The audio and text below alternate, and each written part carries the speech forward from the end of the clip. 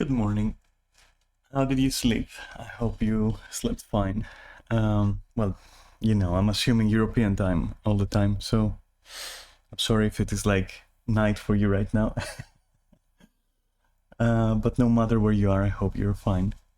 And I hope you had a fine day slash night or whatnot. I I woke up and I was like, okay, I want to stream. Fuck that. I just want to stream in the morning. Like, just get to... Sorry for that. Let me get my proper mouse for this shit. Okay, there we go. Yeah, I thought I should stream just early and get it out of my chest, you know. So just chatting, I guess. I decided that's what we're gonna do now. I found an interesting video, or well, I think it's gonna be interesting for you and for me. And you know how it goes. I'll just be pausing and commenting as we go. And it's not a gaming video, by the way. It's it's just a thing. It's just a thing. You'll see, you'll understand, and I'll face some demons, I guess. As it is. And I have no idea what I want to do after that. Probably just, I don't know, probably just turn off the stream and enjoy my day, as you should. Or I will rant, who knows, we'll see. But the important part is, the music was from White Bat Audio, except it was on this playback speed.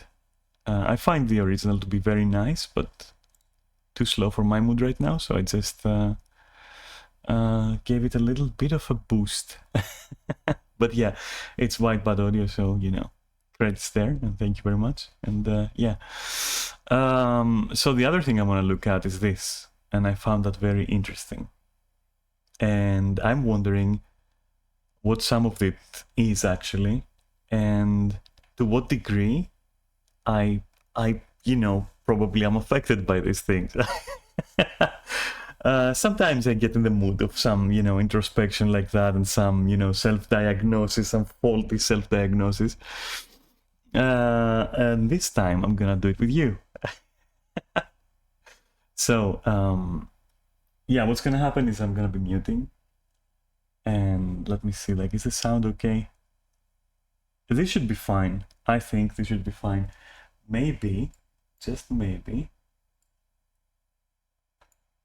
All right, this should be okay. And yeah, let's see what the fuck is going on. And of course, as always, all the disclaimers and all the nice things and the mindful things about the owners of the content and all of that.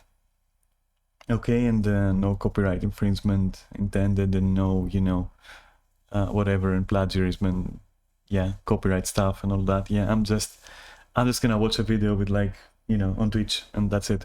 I don't want to do anything else, and I want to talk about it, and that's it. So don't kill me, tweets, cops. I was about to say quits, tops, but like, I don't know. All right, so, okay. Let's see. I also see another video from the same guy or person, and I wonder, yeah, you know what? We're gonna watch that one too. Fuck it, why the fuck not? Both. Alright, let's see what the fuck is going on here. I'm gonna be muting myself as long as I'm not commenting as well. I hope the sound is gonna be fine, because you guys are not gonna let me know. And Neris isn't here to let me know, so fuck. Anyway, let's see what's going on. Action bias. This describes our tendency to favor action over inaction, often to our benefit. However, there are times when we feel compelled to act, even if there's no evidence that it will lead to a better outcome than doing nothing would. Our tendency to respond with action as a default, automatic reaction, even without solid rationale to support it, has been termed the action bias. Now that's interesting. Yeah, I can see that in myself. I see it often. I wouldn't say quite often, but I see it often. There are moments where I feel I should act. I feel compelled to act, and I do. And it's not always the best thing. Like sometimes patience is a virtue, right? But my little brain just doesn't agree with that. Even if my conscious, knows it, my brain goes like, nope, we have to act. And I think that comes from. Also, by the way, just parenthesis here, I'm not going to examine whether these descriptions are accurate or not. I'm just watching what the guy has to say, and I'll just be thinking about it. That's all this is. I'm not like a specialist or a therapist or a professional or anything. I just hear something and I'm like, can I relate? Is that a thing that happens? That's all I'm doing. Okay, just to be clear. And yeah, when I said self-diagnosing, I was mostly joking. I don't know if that kind of like wasn't obvious. But yeah, you shouldn't do that. All right. Obviously. But yeah, back to the thing. So I can think of small examples only where, I mean, I also have a couple of larger examples, I guess. So a small example would be if there is a, let's take something small and related to gaming, right? So if I'm leading a guild, which I am, and we recruit someone and nothing happens between that someone and the group, except interactions that are minor and could have been emulated by a bot at this point, by a chatbot, meaning that it's a soulless interaction. That's what I'm trying to say, and meaningless. Then I have this urge to purge. And I often act on that. I'm like, okay, no, I have to take action like that. I have to act. I have to like amputate. That's it. You're leaving. You're getting kicked, buddy. You're out. And I can't leave them there, for example, and just think about it. I hate that. I hate that. And I think now that I look into it more, I guess a little bit of it has to do, or is related in some way, is connected, I guess I should say, to my inability to wait. Like I can be somewhere for hours without having a problem and just be by myself, but I can't wait. Like waiting fucking fucks me up, okay? It fucks with my brain. I cannot wait. If my choice is to be somewhere and stay there for whatever purpose, maybe I just want to just enjoy the environment where I'm at or something, then that's fine. But waiting for someone or something, it absolutely just, I don't know. And so you see why I think it has to do with patience as well. It has to do, right? But anyway, that's my action bias, I guess, according to Paint Explained. Clever name there. All right. Ambiguity effect. Okay, I'm ready for that. But yeah, I would say that this is like mostly the strongest that I felt like this kind of thing that was described just now. I wouldn't think that being compelled to act due to some discipline or morality or something like that, I don't think that should be confused with this. At least the description doesn't seem to match. This is like randomly acting for the sake of acting, kind of. You know what I mean? That's why I'm saying I probably, if I were to say that I have action bias, I would say, yeah, I often act, but I'm not sure if it's action bias. It probably isn't all the time, I would suppose, but I feel like I must have some of that. I feel like a little bit of it, some percentage, perhaps, who knows. But it's an interesting process, as described. Let's move on. Ambiguity effect. This describes how we tend to avoid options that we consider to be ambiguous or missing information. We dislike uncertainty and are therefore more inclined to select an option where the probability of achieving a favorable outcome is known. Whoa, okay, so this one. This is, alright, the way it was described, I would say that this is an on and off for me. There are times where uncertainty doesn't even exist for me. I'm like, yeah, I'm gonna do that thing, and I don't care what happens. I'm just gonna do that thing. That's it. I'm going. I'm going in dry. That's it. And there are other times where I'm like, maybe I should wait. Kind of like that. I'd say I'm leaning more towards, not minding uncertainty. I'd say. I think. I mean, it also depends. Like with people, I don't give a fuck. Like if it's about a conversation with another human being, there is no fucking uncertainty. I just go in there. I'm like, yeah, I'm gonna get to know that person. That's it. So I guess it would depend, right? And keep in mind, like every single thing, even fucking, even like any disorder you can imagine, right? You probably have, with exceptions, of course, you probably have, and all of us have, some, symptoms of it to a degree, because there is no absolutely sane or absolutely healthy mind. It's like, yeah, you'll have some level of paranoia. You'll have some level of compulsion. You're gonna have some level of a little bit of crazy in there, But it's like, it's the degree to which you have it, which is what defines the pathology of it. And a lot of people are kind of like, again, I'm no professional, right? And a lot of people have this, I guess, illusion that like the moment you display one symptom of one thing, boom, you should be committed or something. But no, in reality, we all are a bit manipulative. We all are a bit, of this, a bit of that. It's a little bit of this, a little bit of that. Sometimes to a degree where it's more prominent or easily recognizable, but still not to the level where, you should worry beyond perhaps, confusing people around you, which is not a good thing, and you should look into not doing that. But yeah, that's like small degrees, right? So yeah, don't forget that as well. This is like, assuming this list is scientifically accurate, you can then easily assume that you have a little bit of all of that, but you also shouldn't worry. And that these aren't exactly, I mean, these are biases, right? They aren't like illnesses, let's say. Okay, it's just part of who you are, I guess. Okay, that's all. Anyway, let's move on to attentional, not attention bias, attentional bias. Okay, let me see. Attentional bias. This describes our tendency to focus on certain elements while ignoring others. Research has shown that many different factors can bias our attention, from external events and stimuli, such as a perceived threat to our safety, to internal states, such as hunger or sadness.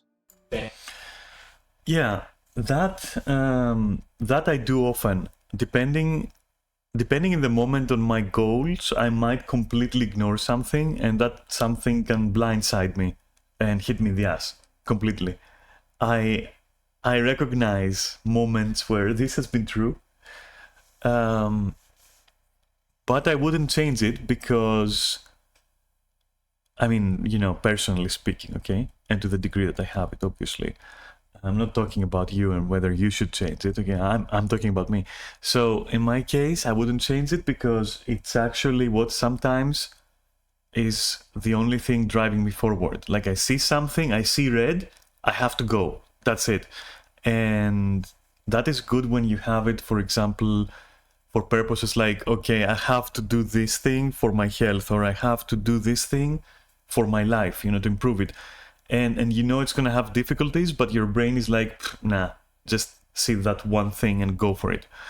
And yes, sometimes it's just the only thing that saved me from, well, inaction, honestly. So I'll take it.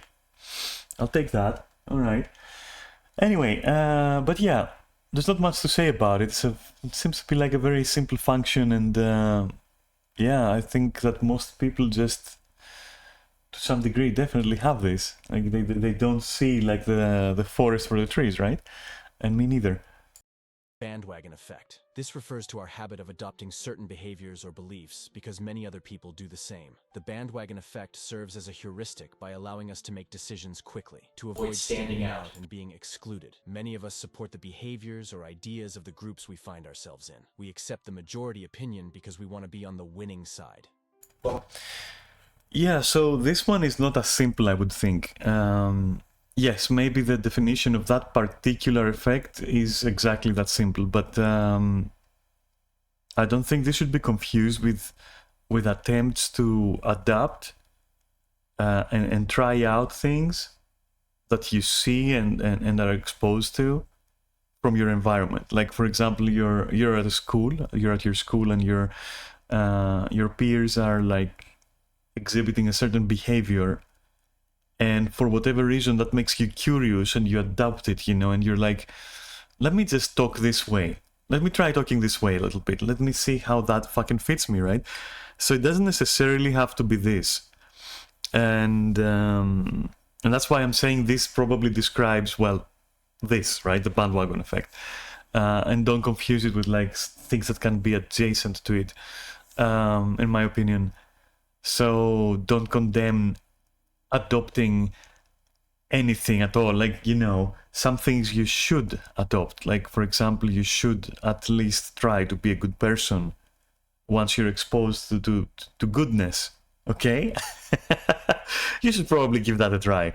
Or things like that. Or eating healthy, for example. If you're part of a group and your peers are into, not all of them, but like maybe one or two of them are like into that, maybe you can take part of it and be like, oh, yeah, maybe I should cut down on junk food, you know, a little bit. Yeah, don't be afraid of that thing. That's not the bandwagon effect. But as far as that goes, 0% for me. Like, as far as that goes, that's 0%. I never gave a fuck. I don't know. I never gave a fuck. I just, I used to. I'm gonna tell you that I used to. When I was younger, I would try to fit in with a male, well, let's say archetypes, but I want to say stereotypes in reality, by altering my voice, by this, by that, and I was fighting back against, you know, who I really was. And because it was more acceptable and, you know, blah blah blah. I mean, the guy described it perfectly. I've done that. Once I realized, I was like, fuck that shit. I ain't ever fucking doing that ever in my fucking life. And the winning side often was a very fucked up side, let me tell you that. So, you know, sometimes you win by losing, I guess, in this regard. But yeah, no, that is something I dropped like early on, and I suggest that if that's what you're doing, you should really fucking drop it. Yeah, creating your own, like customizing your own personality as you go, just to put it very simply, yeah, that's a yes. But bandwagon effect, the way it was described here, that's a just nah. That you should, like, I don't know, try to minimize that, I guess. If you want, you know, maybe you feel safer, but then again, you should learn to feel safer anyway, right? You should learn to make yourself safe in other ways than like monkeying potentially bad behaviors, because large crowds tend to be kind of stupid, okay? Because the average human is kind of stupid. I'm not gonna lie about that, at least to my experience. So, you know, and again, I'm talking, you know, that's my fucking perspective, okay? I mean, you're watching my stream, and not the stream of the people. All right, well, what the fuck is a Barnum effect? Okay. Barnum effect. This describes when individuals believe that generic information, which could apply to anyone, applies specifically to themselves, even though it is well known that horoscopes are intentionally vague to appeal to as many people as possible. Some are still amazed at how perfectly these descriptions apply to themselves. The Barnum effect tricks us into believing that a particular horoscope was meant for just us, encouraging us to find non-existent parallels between the text and our own lives. Yeah, so while this is true, I always believed in horoscopes. Oh no, I didn't. But like, what I meant to say is like, yes, that is 100% true. It's It's a nice mind trick. It's fucking Jedi mind tricks, okay, horoscopes. That doesn't mean that like what they're saying is wrong, because exactly they are tailored to appear true, you know, through their simplicity and obscurity and vagueness and all that. They are crafted that way. So in a little bit of a paradox, they do kind of make sense to certain groups of people who are under that sign, for example, right? But I think horoscopes there is just an example, and he should have clarified that, because I think what he describes as the Barnum effect can be applied to other more dangerous things and less obvious, right? And it's something to keep an eye open for. Have I ever felt that? That something generic was addressed directly to me and thus making me feel special? No, I don't think so.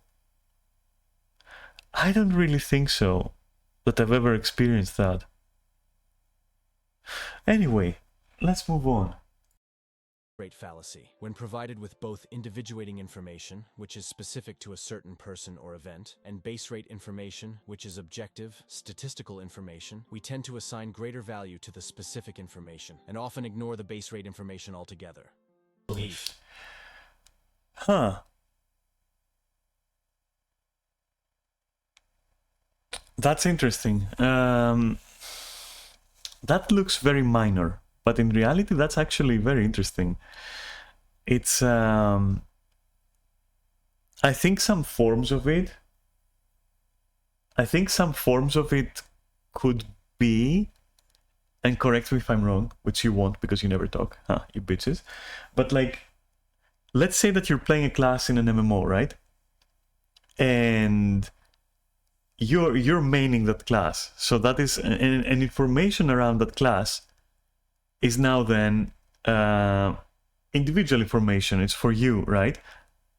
And by playing that class and focusing on learning its own mechanics to match its own specific mechanics, you might ignore how the base of the game, how the core of the game works.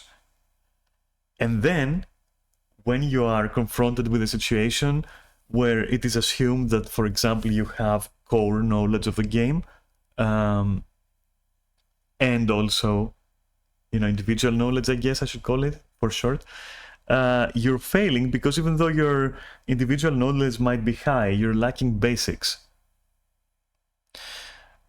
I guess that's a good example of base rate fallacy, honestly. And this is the only example I can think of right now with my fucking just woken up mind, because it's something I have observed in me.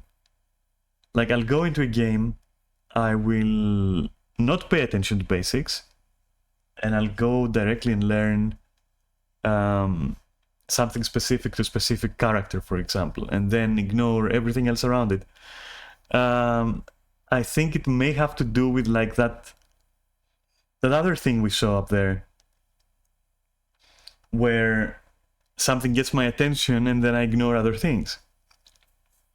And so it might have to do with that.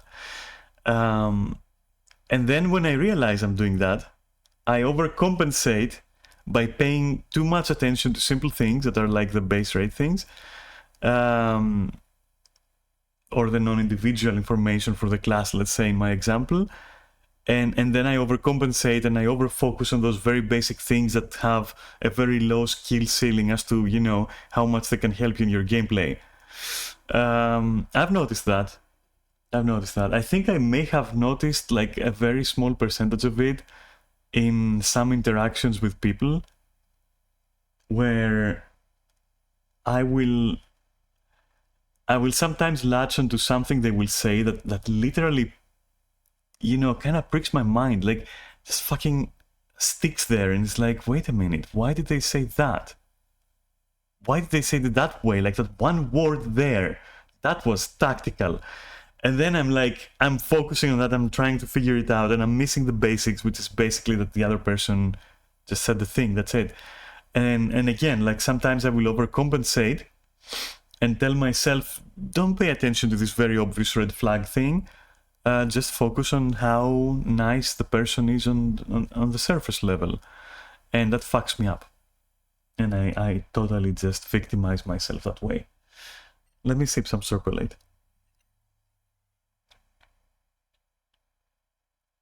So I guess base rate fallacy is interesting because, you know, look at all the thoughts that it spawned, right? Anyway, belief, perseverance. Wow, okay, let's see. Perseverance. This describes how we continue to hold on to established beliefs even when faced with clear, contradictory evidence. We tend to prioritize our initial conclusions and resist changing our minds, even when it might be in our best interest to do so. Causal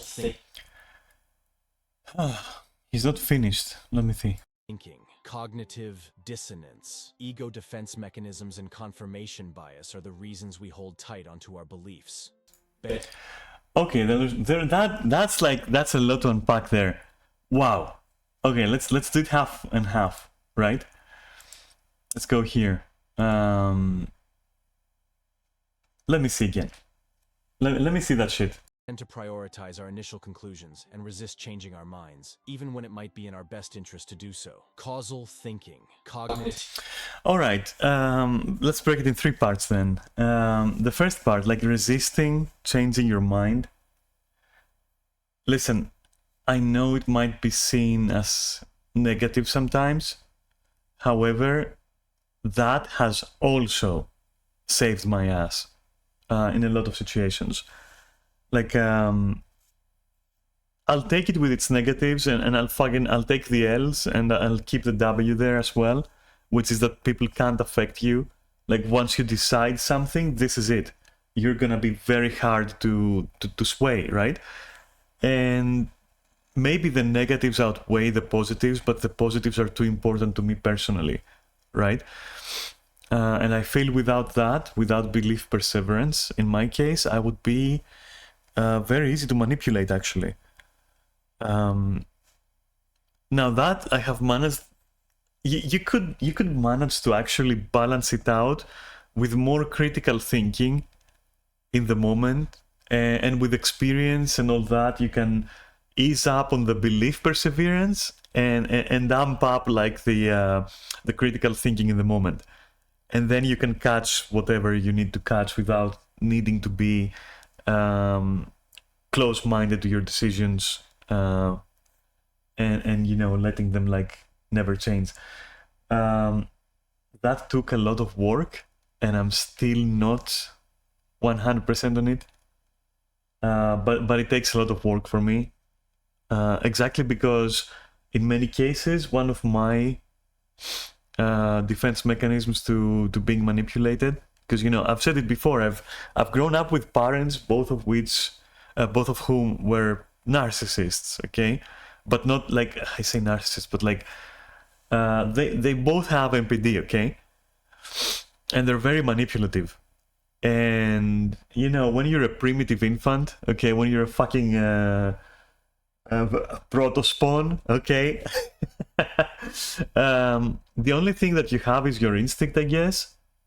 And when you know that something is wrong, like you're being gaslit, but like you don't know what that is because you're too young, but like you do detect that like somebody's telling you something that just isn't true. Like, just isn't true.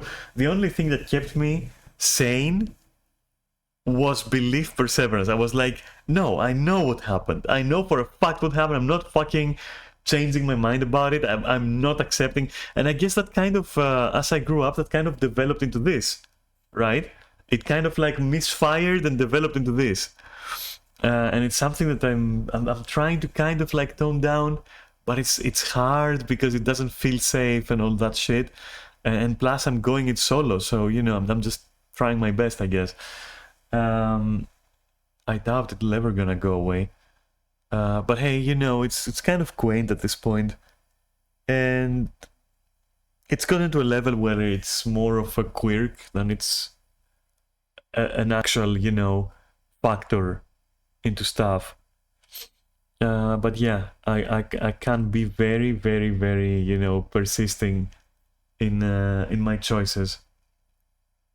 And it's not even that I feel that I know better. It's just literally, it's my choice and I'm trying to guard it.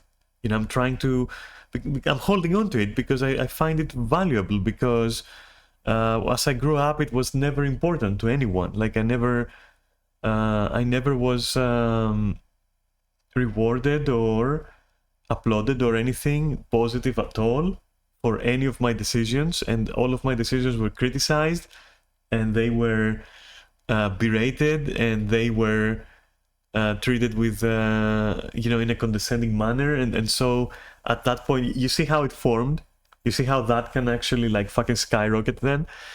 It's very interesting, holy shit. Causal thinking, I'm not quite sure what that is, and cognitive dissonance, I guess I would have to look that up, so I can't offer any opinions here. Dissonance, ego defense mechanisms, and There we go. So this is probably, in my case, this I guess also helped a lot, because I needed NPD people are going to shatter your sense of self, and therefore they're gonna shatter your sense of ego as well, and you need to have some ego. You can't you cannot be absolutely selfless in everything, because at that point you're losing yourself literally, right?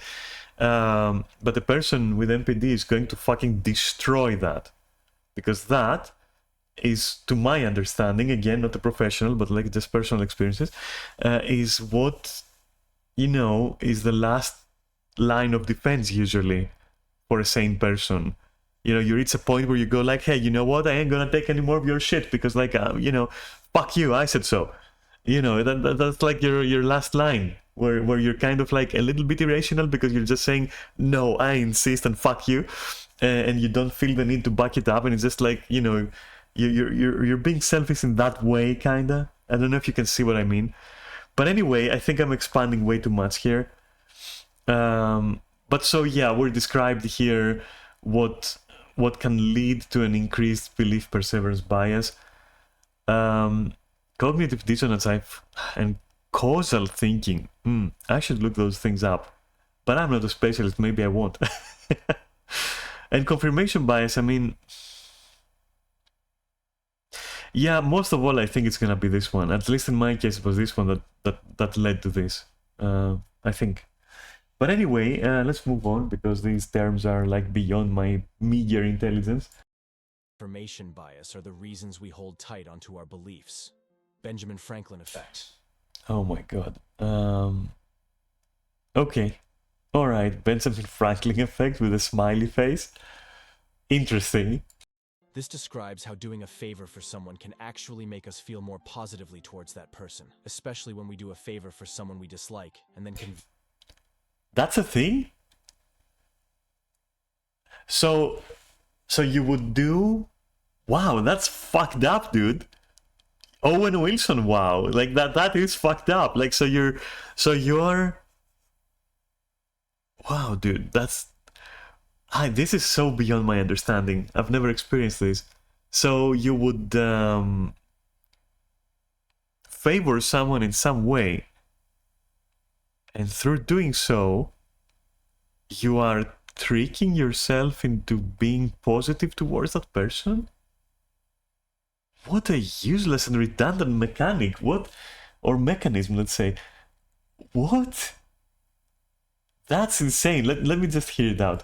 Convince ourselves we like them to resolve this cognitive dissonance. This shows how our actions can shape our feelings, often without our awareness.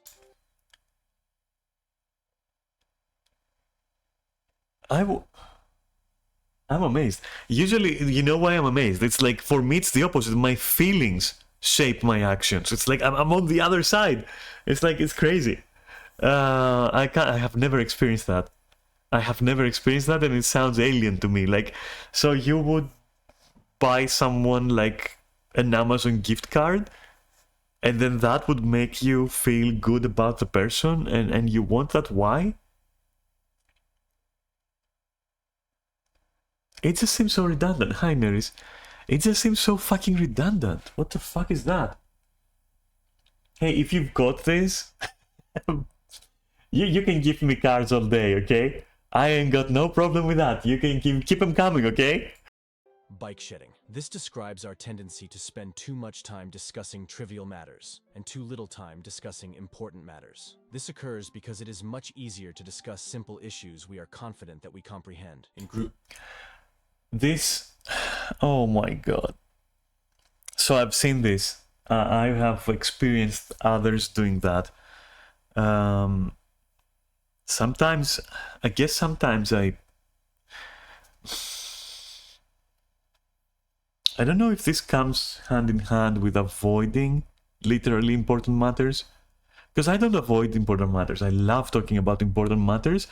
But I also love like meaningless gossip. I also love like small talk and just talking about bullshit, you know? But I think what this guy is saying here with that is that like you literally do it as a diversion from important, like literally just blocking yourself or the conversation from going that way. That is something I have noticed, even if it's not that.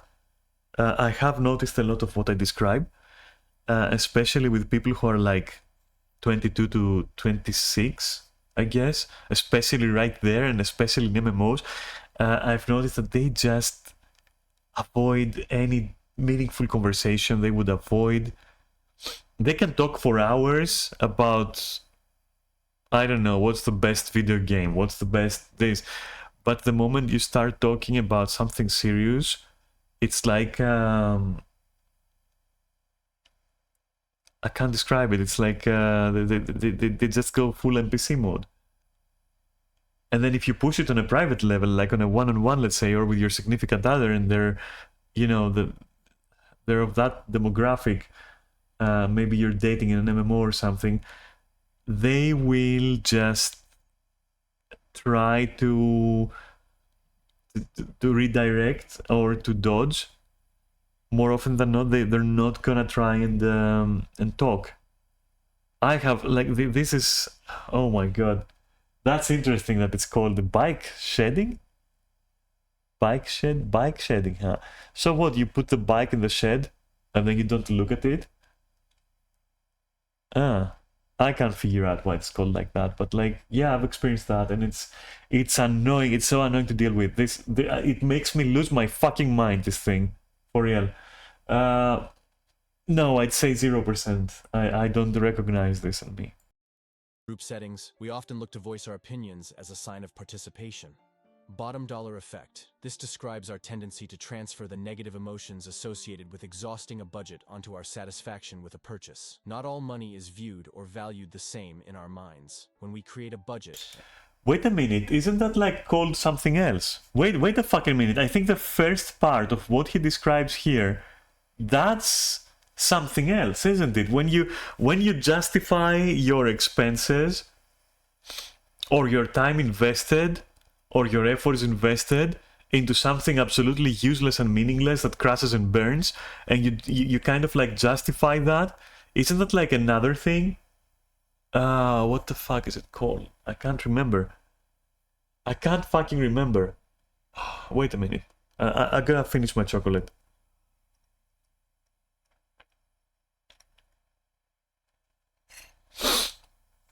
This has like the first bit of what he describes is part of something else that is like more fundamental, let's say. But maybe what he describes here is very particular to money, right? So maybe he's not making a mistake, but rather he's saying that it's built on top of that, or it's like an offshoot of that. Let's see. Emotions associated with exhausting a budget onto our satisfaction with a purchase. Not all money is viewed or valued the same in our minds. When we create a budget and get near the end of the money allocated to that budget, we end up feeling more pain spending that money. Since we feel worse spending that money, we transfer those emotions onto the actual purchase and feel as though it wasn't worth what we paid, causing us to be dissatisfied with the product. I think right here he's like he's like he was trying to cook there. I think that's like a full rotation into a reopener. Yes, there is like this kind of thing that will make you justify bullshit decisions because you need to, because otherwise you're gonna have to face your failures, and you don't want to do that. Yes, it does feel horrible when you have a budget and that budget like runs out and you're at the end of it and you go like, oh man, I'm so like, was it all worth it? Was it really all worth it? And then you start feeling dissatisfied. Personally, I never had that. I was always like, this is my budget. All of that budget is for that. End of story. And once it's depleted and I have what the budget was for, I feel good. I feel good because I know that I finished the task. Does that make sense? It's like, okay, this money is for a PC or for a new PC. Once I buy every component and the budget is run out, I feel great. Because now I have that PC, that money was there for that purpose. Boom, what else do you need? Now let's get to fucking enjoying what we got, right? That's how I function. So I haven't experienced that. It sounds so fucking torturous. Wow, for that one, I don't know, find a way to get rid of that shit. I don't know, that is like way too specific, and it must be extremely annoying. And if you catch yourself like, you know, being plagued by that thing, just, I don't know, get some help about it. I'm not saying it in a demeaning manner, just, you know, talk about it a little bit and find ways to ease yourself from that. It sounds so fucking torturous, that one. Such a minor thing. These aren't even, you know, these aren't even, they're just biases. They're nothing important. But this one sounds like it would torture someone. Holy shit. Bounded rationality. This describes the way that humans make decisions that depart from perfect economic rationality, since we are limited by our mental capacity, the information available to us, and time. Instead of striving to make the best choices, we often settle on making merely satisfactory choices. Bundling. I think that's unfair. I think that is absolutely unfair, and I'll say that, like, if you have the illusion that you are bound by the things that he mentions, all right? If you have, for some reason, for example, you believe that your mental capacity is not going to be enough, if for some reason you believe your information is not enough, and if for some reason you believe your time is not enough and you've mismanaged your time and you just don't have enough time, I understand it then. Because, yeah, there have been times where I've noticed this, and I have pushed myself to a choice, because again, remember, all of this is a percentage. We all have those things, right? And I do have like the you know, belief perseverance to a degree, and I do have like the other thing where you just blindfold yourself and you go for a choice. So all of this combined, kind of, I can see that, you know. And in moments where I'm weaker and I'm going like, oh man, I'm dumb as fuck, you know, and then I'm like, oh man, I just don't know enough about this, and then I also go like, oh man, there isn't even enough time, you know, then I might make a choice, and then that might be bounded rationality. Yeah, okay. I'll say that is kind of like something I've experienced.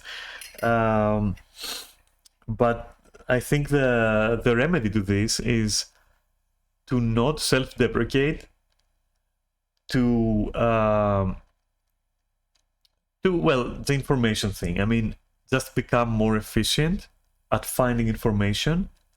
And this is the reason. So this is interesting, because the reason, or the way, I guess, that I've dealt with this is that I base on other people to find me the information I need to make the right choices.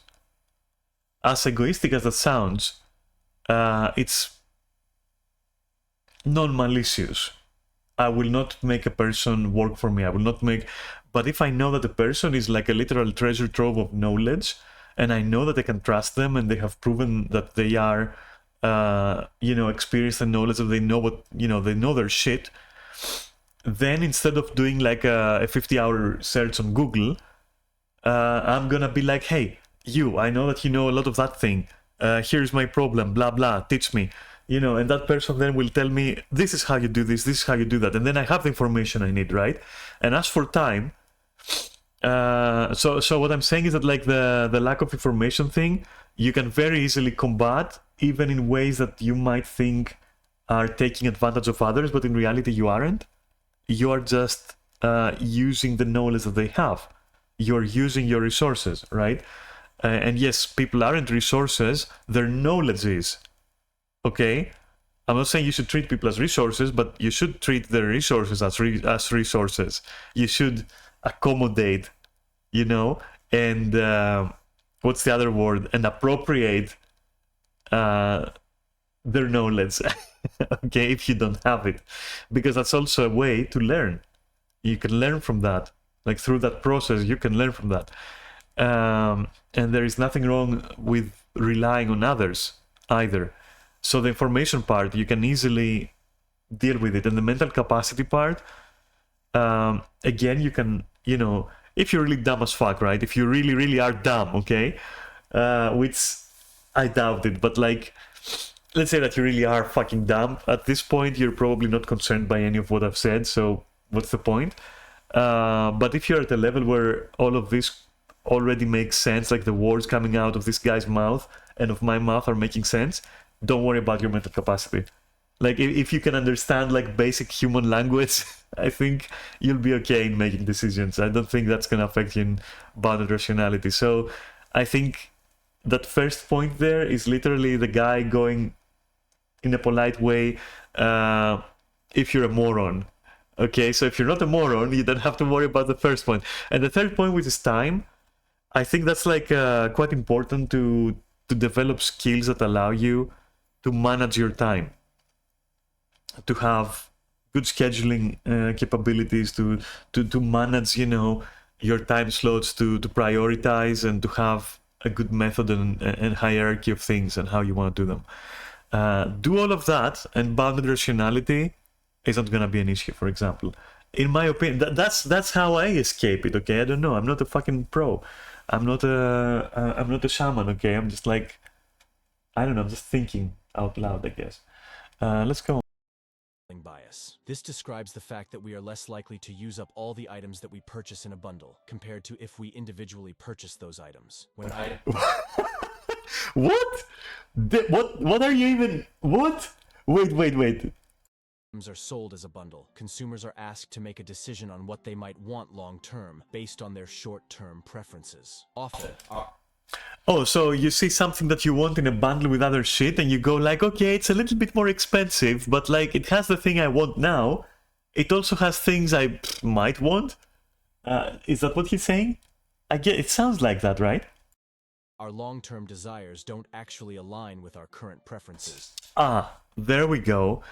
Yeah, okay, now that makes sense. What causes this now, that makes sense. Okay, let me see.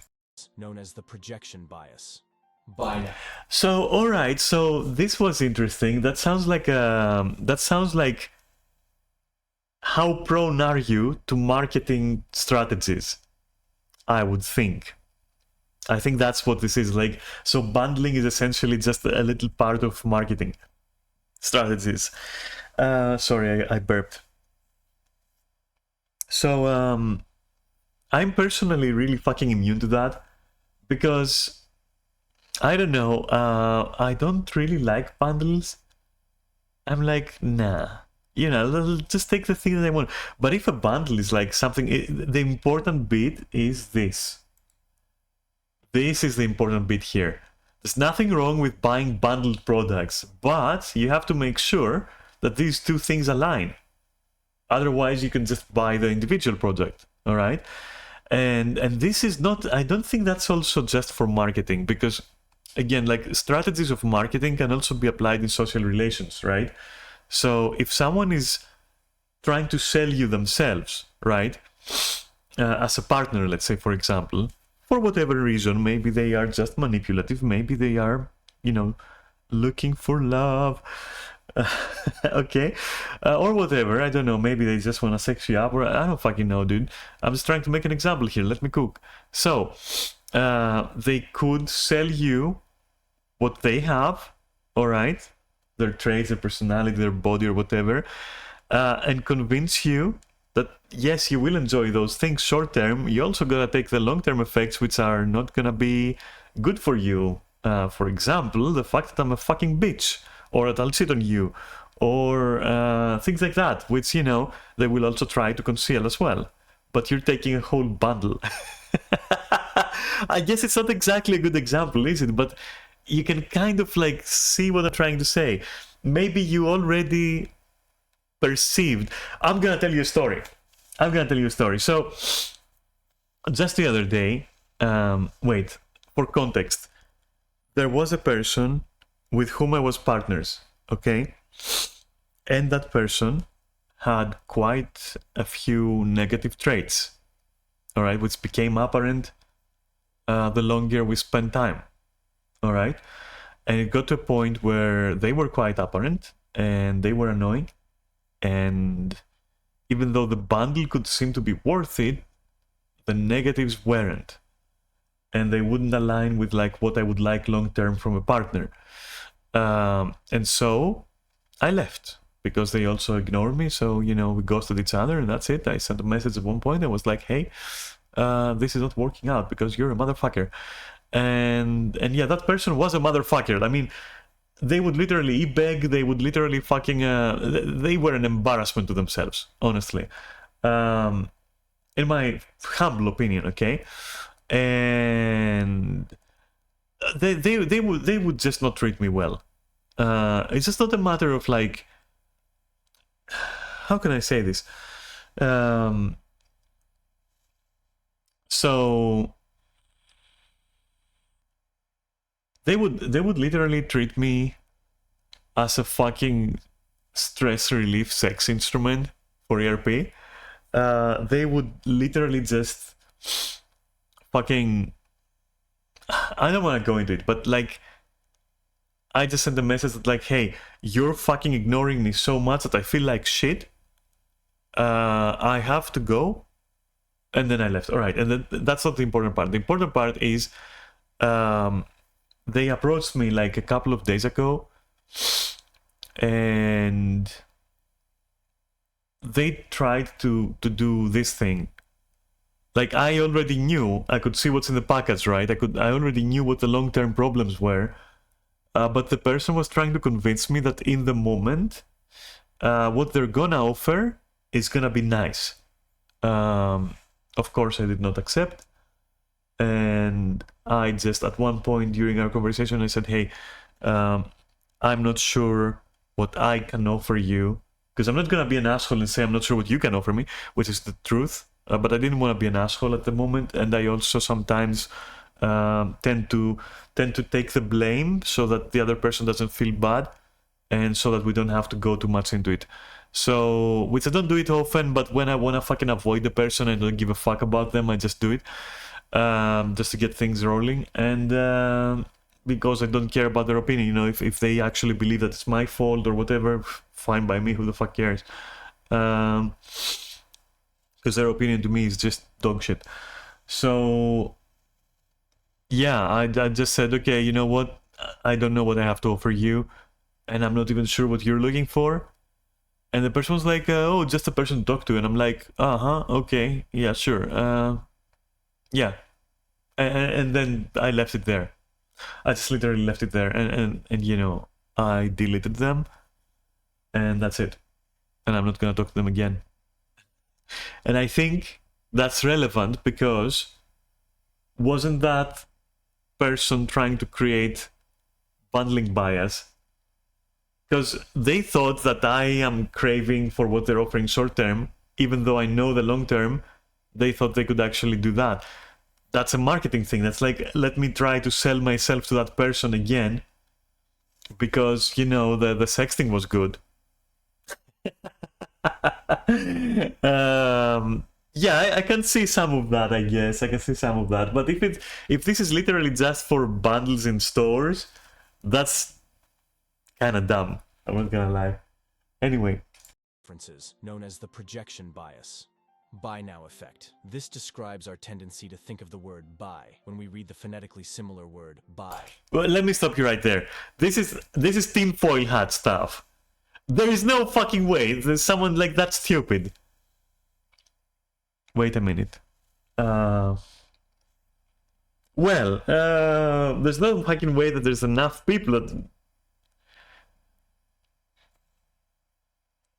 Okay. All right.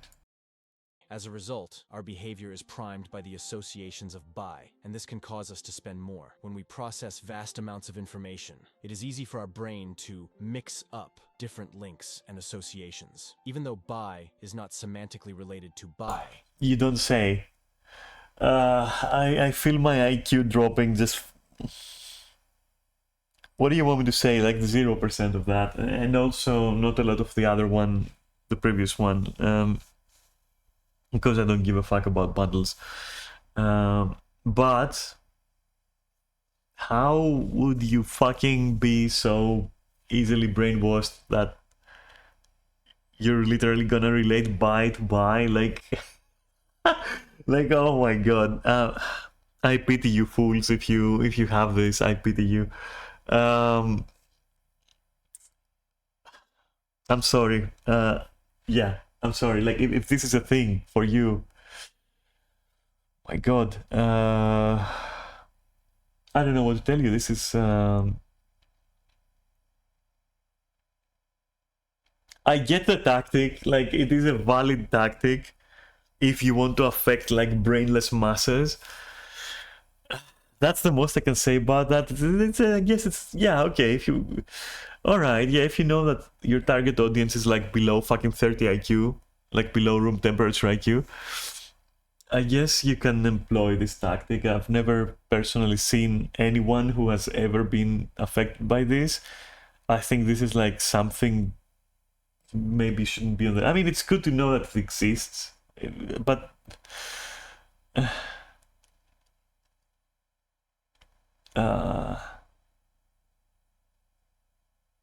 Okay. They are phonetically identical. Cashless effect. This describes our tendency.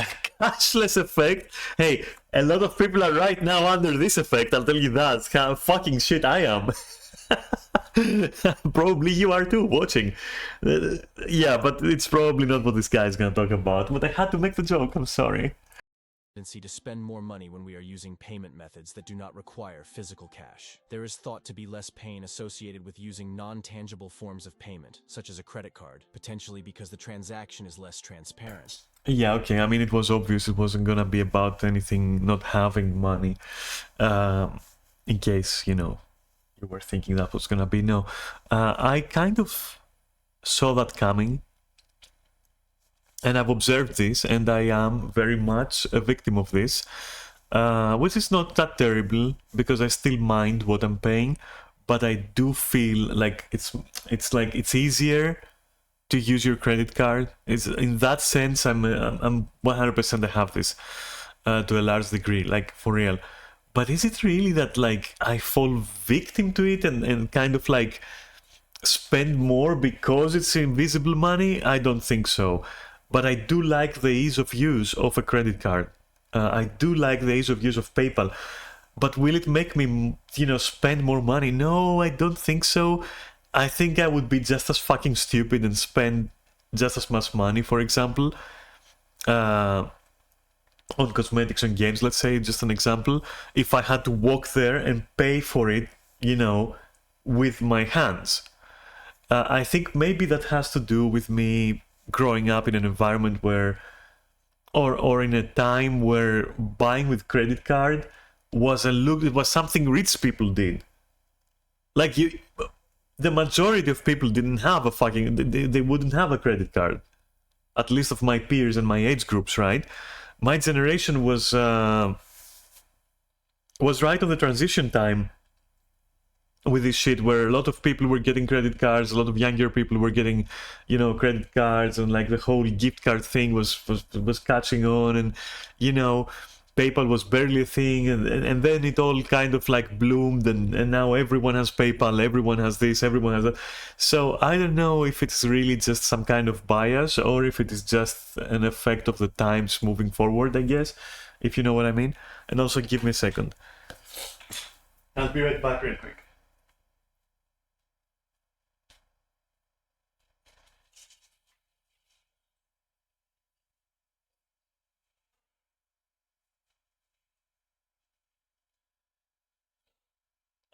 Sorry, I had to clean my nose. To clear my nose, I guess. I don't know why it's stuffy this morning, but it is. Maybe the air conditioner, I don't know. Either way, it's done. And what I was saying is, yeah, I will use my PayPal, I will use my credit card as often as I can. I detest physical exchanges of money. I fucking hate it. But does that mean that I'm under the cashless effect as described here, where because it's invisible money, you spend more than you normally would on average? No, no, not really. Because if I want to buy something, I will buy that something. I will have no remorse for it. And whether or not it's a physical exchange will play no role because I grew up with physical exchanges and I'm used to them. I just don't like them. But I don't mind them and I would spend the same amount of money. So, I don't know. I mean, to me, just being able to see the number of available money is enough to make, you know, okay decisions. I'm not gonna say the best decision, but okay decisions, you know. It's not gonna affect me as long as I know how much money I have. I'm good. Whether it's on PayPal, whether it's on credit cards, doesn't fucking matter. Is it in my pocket? Doesn't matter, you know. Anyway, cool though. I guess some people might be affected by that, especially if you grew up with, like, if you're now growing up, if you're like, I don't know, if you're a tween, okay, with double E. What a shit word. What a fucking 90s word. Holy shit, tween. But yeah, I guess if you are then, and you're growing up in like an environment of like invisible money, maybe they hold less significance in your head. But if you have, again, like low, you know, even if you have low IQ, I guess, if you have room temperature IQ, I guess you can still, you know, you see the total of your money and you go like, maybe I shouldn't spend it all on, like, I don't know, on Sweet Mary Jane, you know, and just buy some groceries. I don't fucking know. Whatever, let's move on. Category size bias. This is a mental error made when we assume outcomes are more likely when they belong to a larger category or sample group. Whether or not the bias has a psychological basis, however, is still up for discussion. Choice. Whoa. One sec. Wait a minute.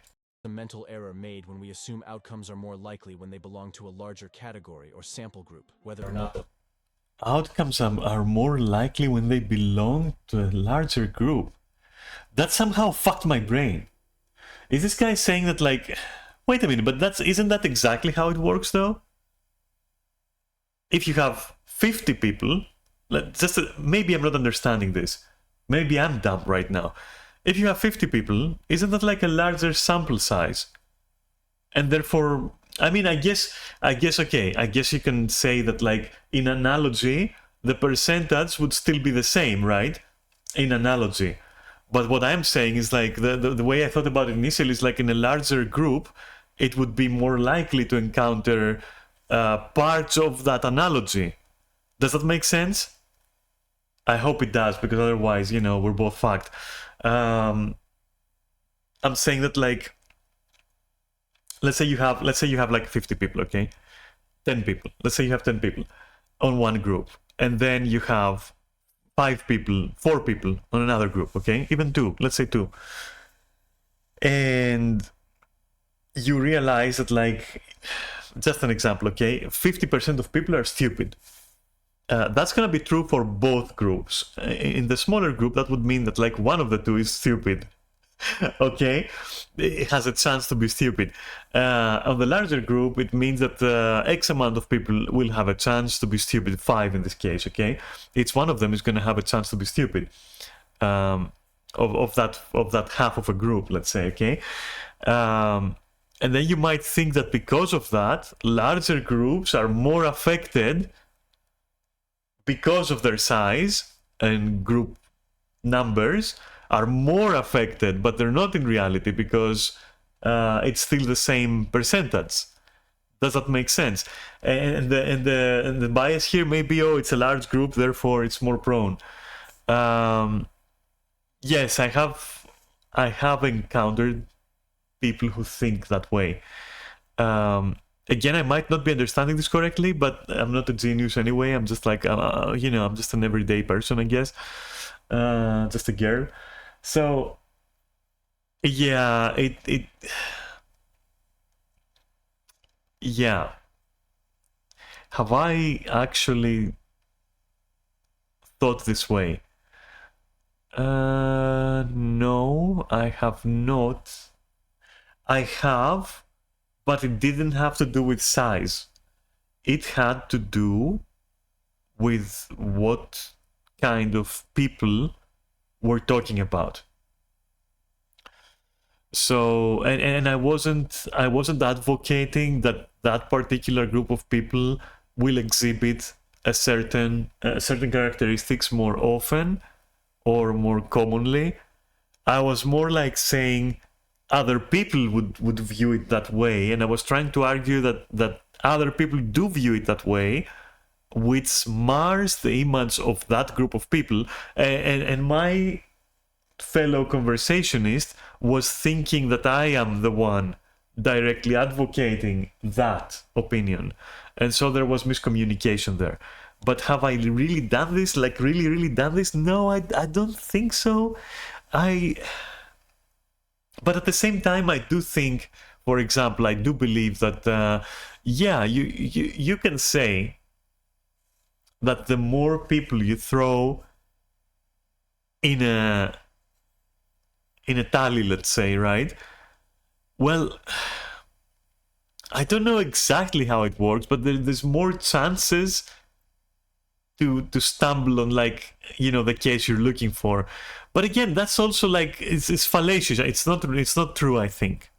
Okay, so I hope I'm understanding this correctly, and I might have done this, and I might think that way a little bit, unless I'm misunderstanding completely what is being said. And it's not that horrible, I guess. I mean, yeah, it's a little bit, you know, lumping people together, or a little bit of maybe not even lumping people together. It's a little bit more being biased against larger groups of people. But then again, I'm already biased against large groups of people because I think like the majority of people are fucking stupid anyway. So, you know, how is so how would dealing with my category size bias, you know, assuming I have it, change my opinion? I don't think it would. But still, if I do understand it correctly and I do have it, it's something to think about reducing, I guess, or kind of like thinking about. Let's move on. The bias has a psychological basis, however, is still up for discussion. Choice overload. When given more options to choose from, people tend to have a... And he does say it's like it's not certain whether or not this has a psychological basis. That is very interesting. So basically, you know, in other words, in adjacent words, it's like maybe it holds some water. Who knows? But we'll see. Anyway, choice overload, huh? Yeah, I've encountered that for sure. harder time deciding, are less satisfied with their choice, and are more likely to experience regret. Having more options to consider drains our mental energy more quickly. Trying to find the best option also makes us prone to choice overload, as does preference uncertainty. Commit. Yo, let's go. Let's run it through again. I am the definition of choice over. Yeah, that's what that's why I was laughing when I said I've encountered this. Yes, you are. Yes, you are. I'm sorry to say, but yes, you are peak fucking choice overload. But let me just go through it again, and then I want to talk about it. To choose from, people tend to have a harder time deciding, are less satisfied with their choice, and are more likely to experience regret. Having more options to consider drains our mental energy more quickly. Trying to find the best option also makes us prone to choice overload, as does preference uncertainty. Commitment. I think the last two bits are exactly where you should start unraveling this. The last two bits here is exactly where the fuck you should start dealing with this, and exactly how. Like, this is the starting point, this here. Regret. Having more options to consider drains our mental energy more. So more options drains our energy more. Yes, because you're trying to examine every one of them. I think this is where, for example, it is, you know, one of the positives of having the other thing that I said earlier, which I think was like the attentional bias. I think some of the positives of the attentional bias, for example, or one of them, is that you don't get choice overload because you immediately focus on something, you like it a lot, you like it enough to go like, I'm going for that, you know? And so it has saved me from choice overload. And choosing hasn't ever been draining. I get excited when I have choices that I like, every one of them. I do like having choices that I like. Even if there are a lot, I'm like, you know, I like it, and I choose in the moment, which also has to do with the with the action bias that I have. So that is also a positive of the action bias, because I'm like, no, I'm gonna act. I'm gonna fucking choose. That's it. I'm gonna do so. That kind of like, as you can see, is what I was saying. Like, you need healthy percentages of everything. These things are like your power levels, okay? You have to fucking distribute your power, you know? You have to distribute the percentages, you distribute your stats. Like, you need a bit of choice overload, because if you don't have any of that bias, you will become unable to make choices in the end, ironically. Because you will see no choice ever. You will see everything as a straight line, you know? So you need a little bit of that, for example, but just a healthy percentage. But yeah, it's draining you mentally. Yeah, of course, if you have experienced that as well. If you like have choices that all of them are kind of, you feel kind of, I have to choose, because if I don't choose, then I don't do the thing, for example, but I don't really like any of the choices too much. Therefore, it kind of like, I'm lost in that weird limbo. I guess a way to combat that particular part of it, you can start combating or reducing that by being more adamant on what you like, and finding what you like. Because there's something that you like, even part of something, okay, is enough to like it. For me, for example, if a class has 200 swords, I am likely to enjoy that class. I know that. And you have to simplify, okay? You have to water down things. Like, oh, hey, a 200 sword. I like that stuff. Let me see this class. You know, it will make me more likely to approach it. But if you are like, I like 200 swords, but like this and that, and then yada yada and blah blah. Like, dude, do you like 200 swords? Yes. All right. So take a look at this fucking class. You know, it's that you should simplify. Keep things simple in your head. That is the first step, I think. Like, find out what you want, find out what you like in a simple way. Like, I like double swords, and also it's okay to like more things than one, because then you have more options, which you like all of them. Just look at the positive side. Don't start thinking, what don't I like about them though? Whatever, dude, it doesn't matter. You have a 200 sword. Enjoy the 200 sword. Maybe it doesn't do the other things that you want to do, but it's a 200 sword, you know. So if you like the core of it, let's say, learn to filter out a little bit of the rest. You know, learn to cope with the rest, and not let them affect you. And sometimes you just have to cut your losses. So if you really, for example, if you really like a game, but none of the classes vibes with you 100%, well, you know, find something that you enjoy, and do that. Not careful with that, because I'm not saying find which one of these ones you enjoy the most. I'm saying find the one that has a definite characteristic that is simple to find, that you definitely enjoy. If you have difficulty doing that, then you just don't know what you like at that point. And then it's a matter of finding what you like. Do you like dual wielding swords? Do you like magic? Do you like purple magic? Do you like blue magic, red magic? Simple things like that, and build off from there, you know? So I think, yeah, that's a good step to start with, like choice overload. Because yeah, the mental draining from too many choices is because, I think, personally, without being a professional, is because you're trying to weigh everything. Every aspect, like everything, but you can't. You shouldn't do that. Okay, don't do that, and that's gonna like immediately limit, you know, that mental drain, because you'll be able to decide faster. But also, let's do the next part. more quickly. Trying to find the best option also makes Yeah, trying to find the best option should never be, in my biased opinion, because again, I do have like some of that other stuff, okay, to a good degree where it affects me. I don't have choice overload. Like, I don't want to find the best option ever. I want to find an option that like speaks to me on a fundamental level. If an option, you know, checks out on 2 or 3 things, does it have a two-handed sword? Does it look cool? Is it magical or not? It's that simple for me. Like, things can be that simple for me. For real.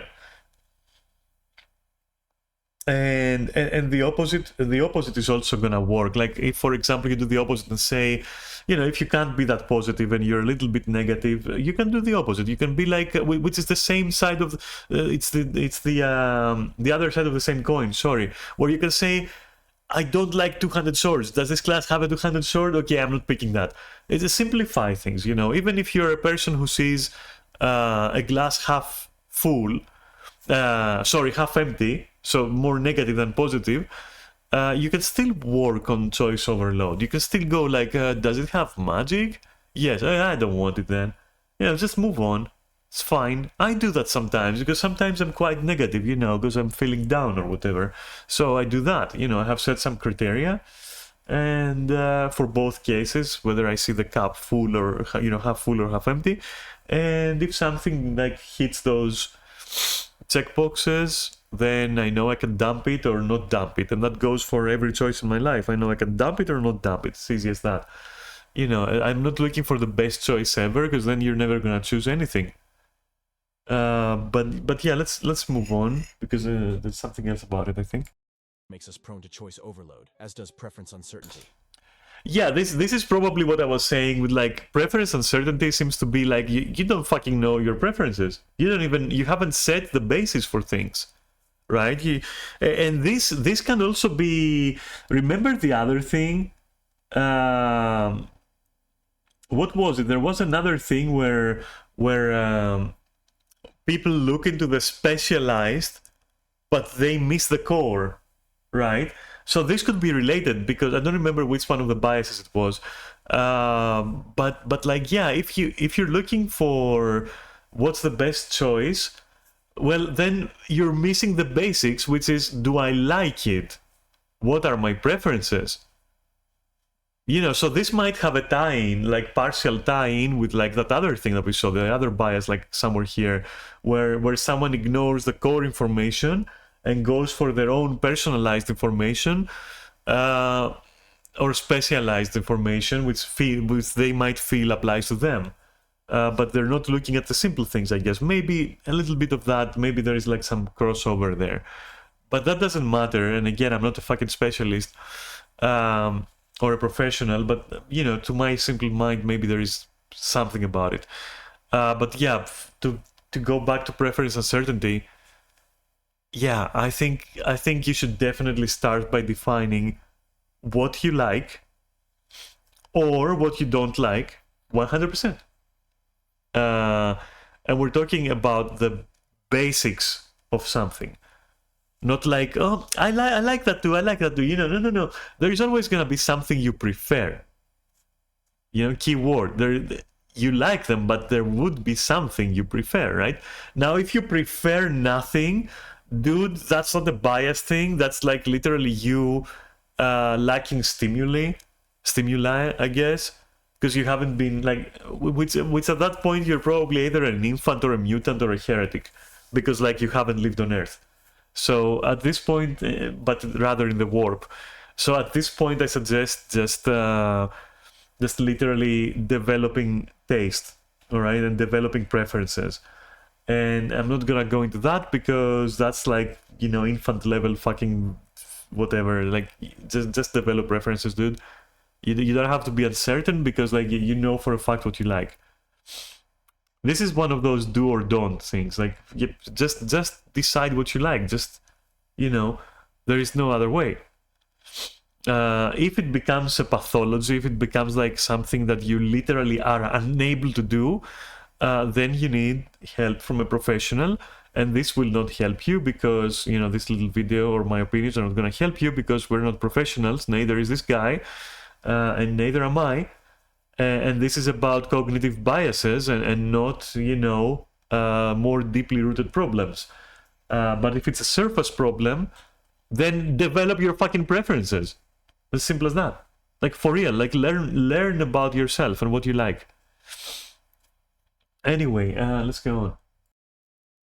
Commitment. Bias. This describes our unwillingness to make decisions that contradict things we have said or done in the past. This is usually seen when the behavior occurs publicly. When our past decisions lead to unfavorable outcomes, we feel the need to justify them to ourselves and others. This results in us developing an argument supporting this behavior, which can cause us to change our attitudes toward it. Alright, yes and no. Sometimes, like, I'm a person who values change when change is warranted, or I have become such a person. I didn't completely used to be back in the day. I can remember myself about certain, you know, doing that about certain choices, but nothing too important. I think where it counts and where it matters, I will freely and openly and publicly change my opinion and also declare it. And also stand by it until I change it again. There came a moment in my life where I said, hey, you know what? As they say, people fucking change, opinions fucking change. You can change too, and that's okay. You know, I've seen people change, I've seen people do a 180, I've seen myself do a 180 on certain things sometimes. I've seen me, I've caught myself saying one thing on stream and then doing another. And, you know, having changed my mind about it, for example, and that's fine. And also, welcome. I'm gonna ban you now. Cool shit. Oh, okay. Mod was on point. Thank you. And I don't give a flying shit about it. Like, I'll change my mind. Yeah, if it's warranted, I will. I'm not saying, you know, I'll change it because I can change it, but like, if it's warranted, yes, I will change it for sure. If I say something in public and then after half a year I don't feel like that anymore, well, if it's brought up again, you're gonna find like what I think in the moment again, and then after a bit, if I get say you find out again because I'm gonna bring it up again or something. I wouldn't say I feel I have to justify it. I don't think I've done that. Like, I don't think I've done like, oh guys, you know what? No, this or that, you know. No, I don't think I've done that. I just changed my opinion. And then whatever, you deal with it, I guess, you know. And I think this has been seen with like recent examples I can think of is like when I talk about Final Fantasy, where before I reach like another games as well, before I reach a conclusion on how I feel about it, I might go through a phase where I'm like positive, another in which I'm negative, then positive again. It kind of like, before it stabilizes itself, it kind of like bounces on the walls a little bit, it kind of like goes left and right, kind of explores a little bit, that kind of thing. So I'm not afraid to change my mind, I guess, and I don't care to justify that. To talk about it, yeah, sure. To analyze what made me change my mind, yeah, sure. I can discuss it, for example. Not always, though. So I guess, you know, and also, I mean, yeah, explaining your decisions isn't necessarily a negative thing. Like, so, let's say you change something. Like, let's say you change how you act, right? A little bit. Like, you change something about you, a small change. And let's say your significant other notices it, right? And let's say that you're dumb enough that you haven't warned them or you haven't talked about it with them to see, you know, how they would accept that change, right? And you change that thing. That can freak the other person out. So if you fucked up to the point where you've already done the change and the other person already has noticed and you haven't talked to them and it's your partner, remember, this is just an example, okay? Then you probably should fucking explain it, right? Because if you try to do the other thing where you go like, nah, I was always like that, you know, when confronted, trust me, you're gonna freak them out, and rightfully so. So I guess in that particular niche example, I guess it would be good to explain why you changed, I suppose. Anyway, right on. Let's see what's next. Decision fatigue, when individuals make worse decisions as time goes on. Decision fatigue is why individuals feel overwhelmed when they have too many choices to make. Decision fatigue occurs for various reasons, including but not limited to mental exhaustion faced by trade-offs, economic background, and glucose levels. And glucose levels. That was amazing. All right, so I think this is twofold. This isn't one-fold, if you noticed. On. Decision fatigue is why individuals feel overwhelmed when they have too many choices to make. Decision fatigue occurs for various reasons, including but not limited to mental exhaustion. I missed it. Wait. Let's go to the beginning. Decision fatigue, when individuals make worse decisions as time goes on. All right, so this in and on itself, this simple intro sentence, this alone can be an issue. Taking decisions and see them fail one after after the other will cause decision fatigue, regardless of the rest of the stuff he says. And that is normal. That is like absolutely normal. You raise your resistance to decision fatigue, so basically you can keep making decisions even though you're making the wrong decisions. You can keep choosing, and that's important because even though it sounds negative, there are certain cases where you should not fucking shy away from making further decisions, right? Just learn and evolve and start making, you will gradually start making better decisions. But stopping making decisions is the worst thing you can do, and this is where you need a good healthy amount of like of this shit and of the inaction shit. With these things, you know, you see why I said in the beginning that I don't want to change this, because they do give me a lot of positives. I cannot get decision fatigue because I can be a moron all day, 24/7, and eventually I won't be a moron. And after that, I'm gonna learn, and I'm not gonna be a moron about that again ever. And I prefer that personally from going like, okay, I'm a moron and I will also never choose again, which deprives me completely of any opportunity to not be a moron in the future. How can I do that? Because of my action bias, which combines with my other thingy, right? Which was that I have, you know, that I will make the choice and I will make it sometimes haphazardly, but it's still a choice. And all this combined to keep me going forward, okay, through decision fatigue. I don't experience decision fatigue. It's something I do not experience. And I'm gonna be fair, I think aside from Neris, I'm sorry, no offense, I mean, you shouldn't be offended by that, but aside from Neris, I don't think I've known a person that ever had decision fatigue, so this must be quite a niche thing. I've seen people, I think Katya as well, to a degree, has some sort of decision fatigue. Like, I think Katya's decision fatigue, I've seen it kick in easily, but she doesn't have it as her default mode, if that makes sense. But Neris, as far as I know Neris, decision fatigue is his default state. But it's good to bring it up. It's good to talk about it, because then you identify it and, you know, you can start thinking about how to beat it, right? But then this guy goes on and says, decision fatigue is why individuals feel overwhelmed when they have too many choices. Yeah, of course. I mean, if you get this, that is like self-explanatory. If you get fatigued by your by making mistakes or fearing that you're gonna make mistakes, it then makes sense that the more choices you see, the more you're gonna be like, oh my god, a lot more chances for me to be wrong, for example, as well. And also, of course, if you have way too many choices and you want to do the best one, and this goes into tie in with the other thing that we said, where it was like, you know, oh my god, choice overload, and if it combines, you're crashing and burning on every choice, right? So of course, the more choices, the more it's gonna fuck you up. Obviously, that's like, of course. To make. Decision fatigue occurs for various reasons, including but not limited to mental exhaustion faced by trade-offs.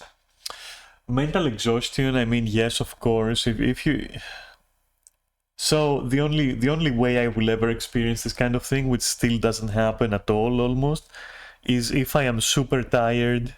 I might once in a blue moon postpone a choice. However, I have always been a person who believes that like things happen right in the moment. And this is something that I will also never change from, you know, how I am, about how I am. It makes me be like, even though I'm fucking exhausted, I'm gonna make that choice. And I guess, you know, it has the negative of like, if you're fucked up mentally in the moment, you might make the wrong choice. But at the same time, it does have the positive side of like, if need be, under pressure, and regardless of the circumstances, you're still gonna make a choice. And so if people are relying on that, you're still gonna give them an outcome, you know? And you're not gonna let them hang. So I'm taking that with its fucking disadvantages. I don't mind the disadvantages. The trade-offs, like worrying about trade-offs, I think goes back into that whole thing of like making the best choice, and into that other previous thing where it was like, you think that you lack the mental capacity, and that you think you don't have time, and you think that you don't have all the information. Yeah. Then you will be like, okay, I can't weigh the trade-offs, so I'm fucked, for example. Because you can't decide about them, or you feel you don't know what the trade-offs are, and you are trying to look for trade-offs, whereas in reality all you should be looking for is preference in many cases instead of trade-off. So yeah, I get that. An economic background, I guess I cannot quite understand. Like, the only thing I could say about that is like, if you, I can see two things here. Either you have so much money that like your options are tenfold from a normal person, which can then fuck you up in the ways we described earlier, or you don't have money and you're feeling that you can't choose, like you're running out of choices perhaps, or that the choices in front of you either can't be selected, which that is something that I have experienced. That, I'm not sure that this is what the guy is saying, but that is something I have experienced, and I am experiencing. That. I'm not even sure if it's part of decision fatigue, but like I think it's worth mentioning. Or you might feel that like you have no choice when you should have choice, and that can also fuck you up and may be related with decision fatigue, but all this is conjecture, and I'm not quite sure what the guy means in this context with economic background. But I told you what I think plays a role, you know, when it comes to economic background in decision fatigue. All right. Economic background and glucose levels. I have no fucking idea why glucose levels would affect your decision making. I cut down on sugar completely. I'm making choices all day, baby. I'm drinking Coke all day, which is fucking literally water with sugar. I'm making decisions all day. I can't fucking stop. I don't know. So, I've never experienced this. I don't know what the fuck this is. Why would glucose affect your... how prone you are to decision fatigue? I don't get it.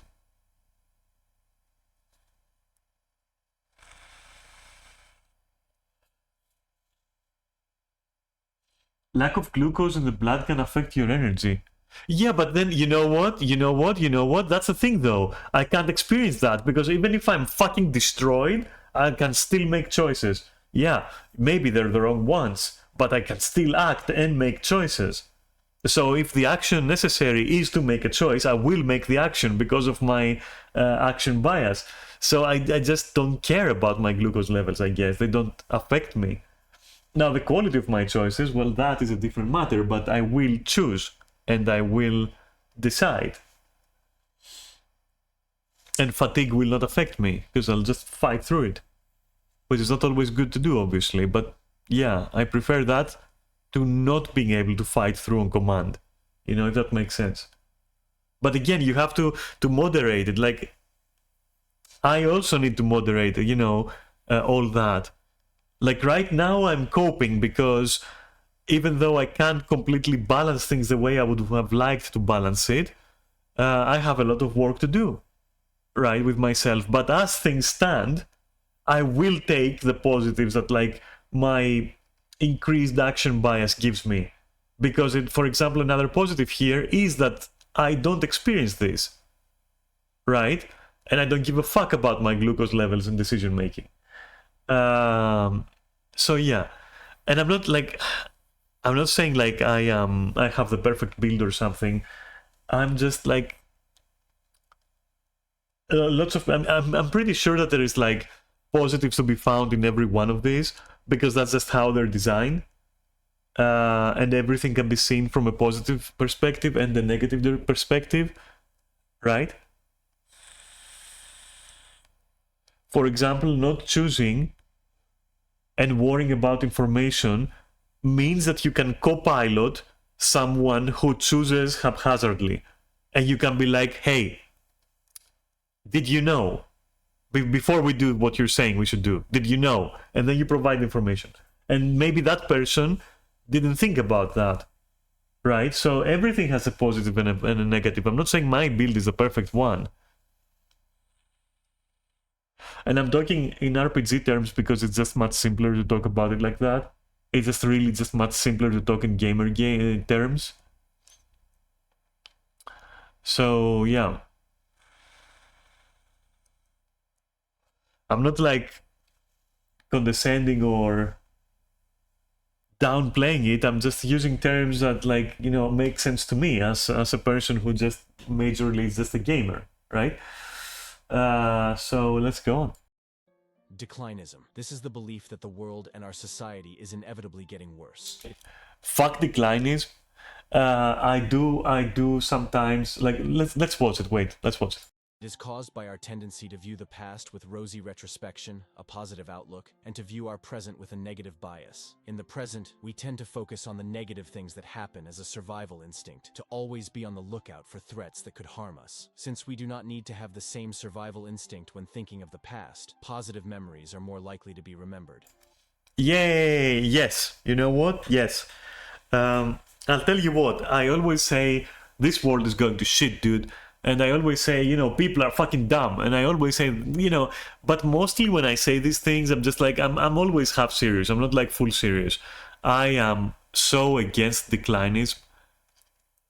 I'm so against that shit. And I'm the kind of person, like, if you get to know me, I'm the kind of person who's gonna tell you, hey, dude, open the window and look at the sky. And it's so nice and so beautiful. And, you know, life is fucking worth living. And look at that shit. There's like leaves outside and trees and birds and bees and shit, and there's other people who are nice, and like, you know, you can see the clouds and you can feel the rain on your skin, and it's beautiful, you know. And fuck everything else.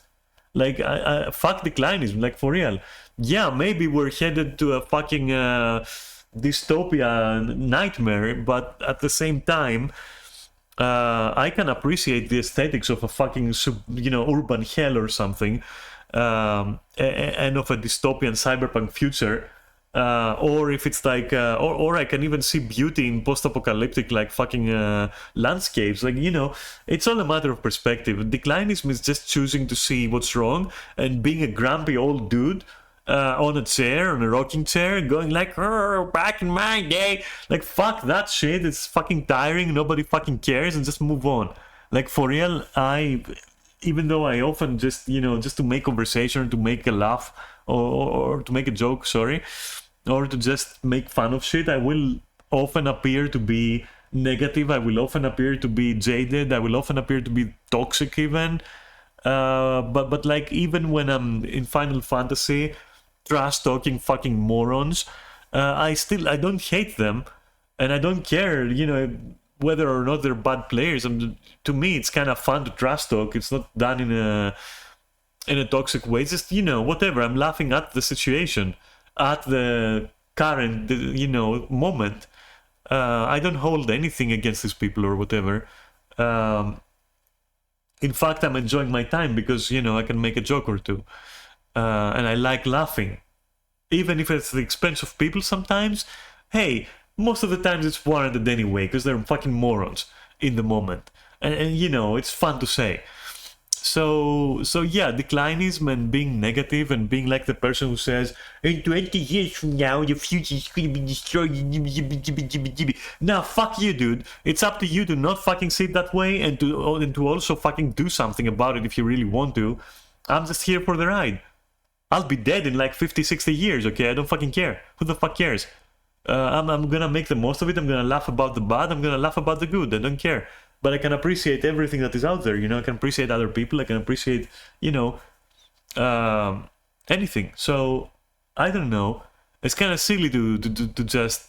And especially the thing about the past. Yeah, that little bit there... The past doesn't have any effect on you. It's not gonna trigger your over-tuned and fucking hypersensitive survival instinct, which is bad to have, by the way. So you feel safer reminiscing.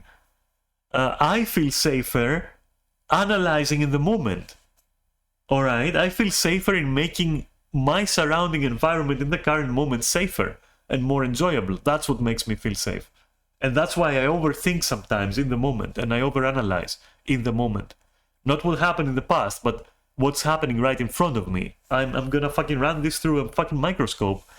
That's how I feel safe. I don't feel safe when I fucking ignore that and become lost in like retrospection.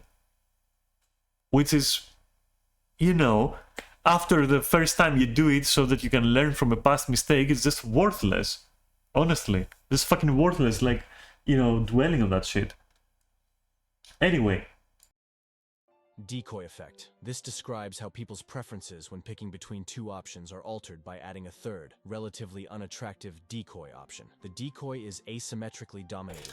This is the second one that we see, or the third one, I guess, which I would categorize as a strategy.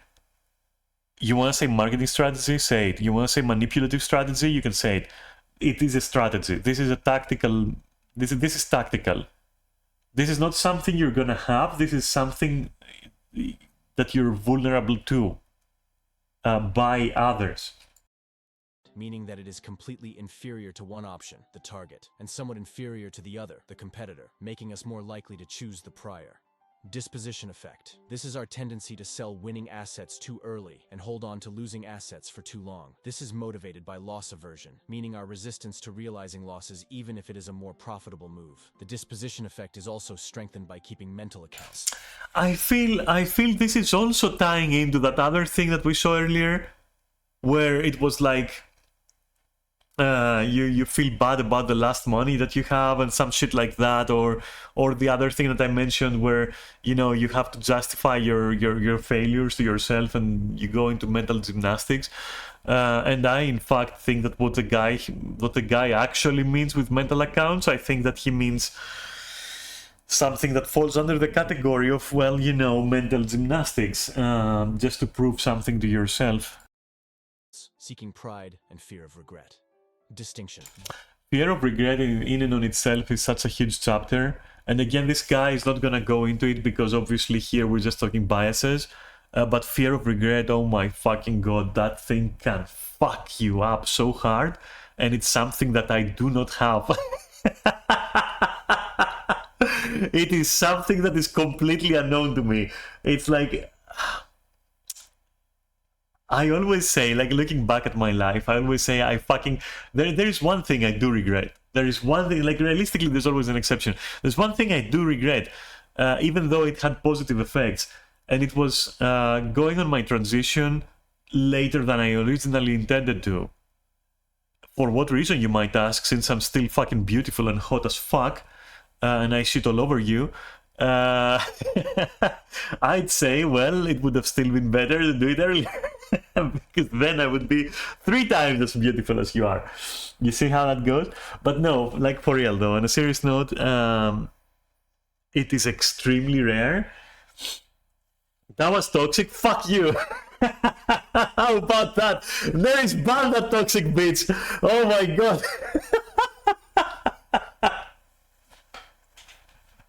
Oh my god, Lara, what the fuck? Why are you even here? Who even did somebody leave the door open? What the fuck? Oh my god, I didn't know that we forgot the fucking dog portal unlocked and Lara walked in through that. Holy shit. Through the fucking window? What are you, a pigeon or something? What's up? Oh my god, through the window like a burglar? Like a cat burglar? Are you Catwoman? Oh my god, are you in leather right now? Holy shit. You're just an Asura? Oh my god. What if you are? Well, in that case, you know, maybe I should also get in leather. Maybe I should wear my zippable bodysuit, I guess.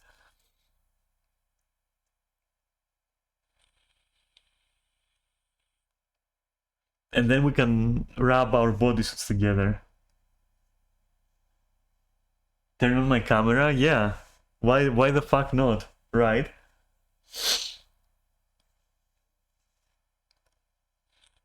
I do not look good in a bodysuit. And it's not because I have a... you know, even though my body is like nice in general, it's not the type of body, it's not the body type that would look good in a bodysuit. I've tried it. If it's a really tight one, like it is strange to describe. All right, I'm gonna try to describe something right here. So,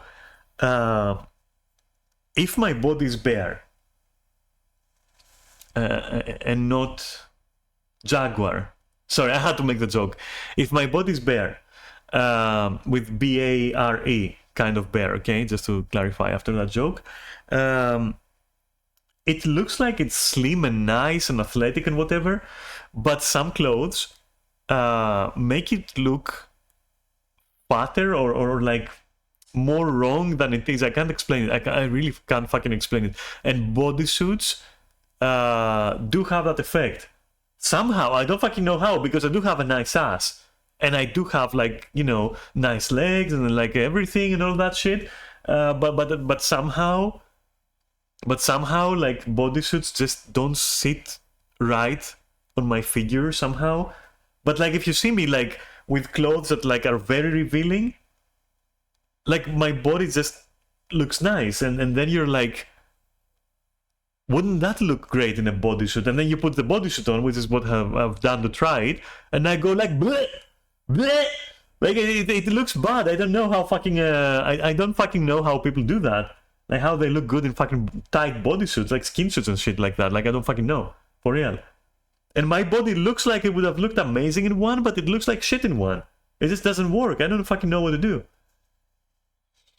Anyway, good thing that I just don't like bodysuits unless it's like combat gear, where it will have like padding and like, you know, some reinforcement and like a crotch guard and all that fucking shit, and then it looks very cool. But like a casual fucking, I don't know, you know, something related to maybe like BDSM or something, that shit just doesn't sit well. It just doesn't sit well on my I don't know, on my shit, I guess. So I don't know. That's so weird, though. So yeah, I don't fucking know what to say. And I do have like, either I used to because I don't even remember where I've put them, or I still do have, in fact, 2, not 1, but 2 bodysuits. And I bought them, and I just somehow I tried them on, and then I saw what I told you, and then I was like, oh man, that looks super wrong.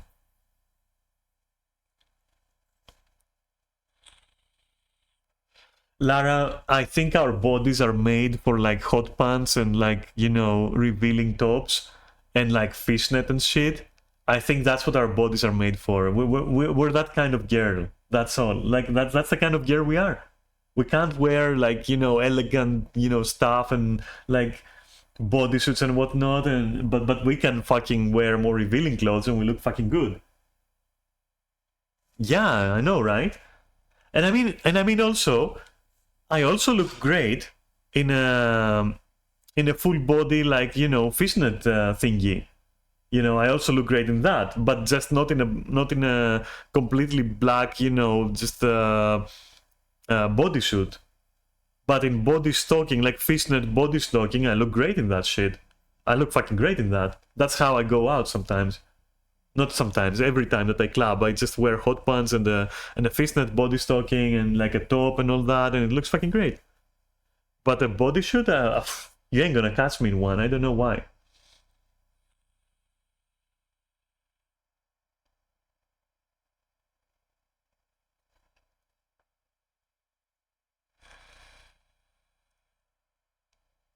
Anyway, yeah, they aren't even my favorite either. I mean, the type of bodysuit that would be my favorite, again, it's the one that is like, you know, sci-fi fantasy one where it's like more reinforced and it's basically just armor but it's skin tight. That kind of thing, yeah, I would wear the fuck out of that. I would wear the fuck out of that, yeah, for sure. But like the one that like, you know, you would use in BDSM and all that stuff, I don't know. It's just whatever's. Like literally just fucking whatever, dude. I don't know.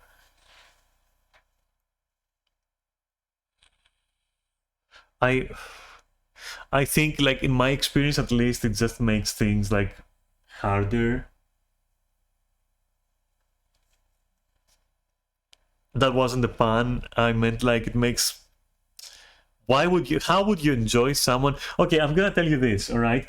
I have the one time I used in a sexual context a skin tight bodysuit, the only pleasure I got from it was twofold, right?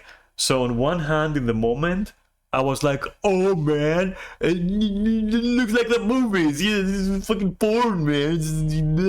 You know that kind of stupid shit." And the other way I felt good was that like, and don't laugh, but like, you know, I'm open with that shit. I don't care. I guess like coming on that thing and the person wearing it kind of looked good because the suit was black and you get it. I'm not going to continue.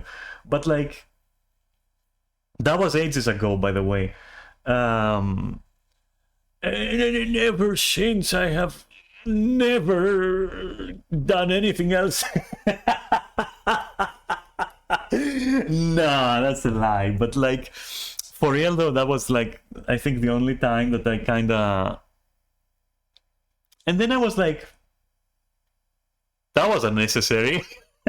That was my thought afterwards. Like, you know, um, after a couple of hours, I was like, well, that was kind of whatever.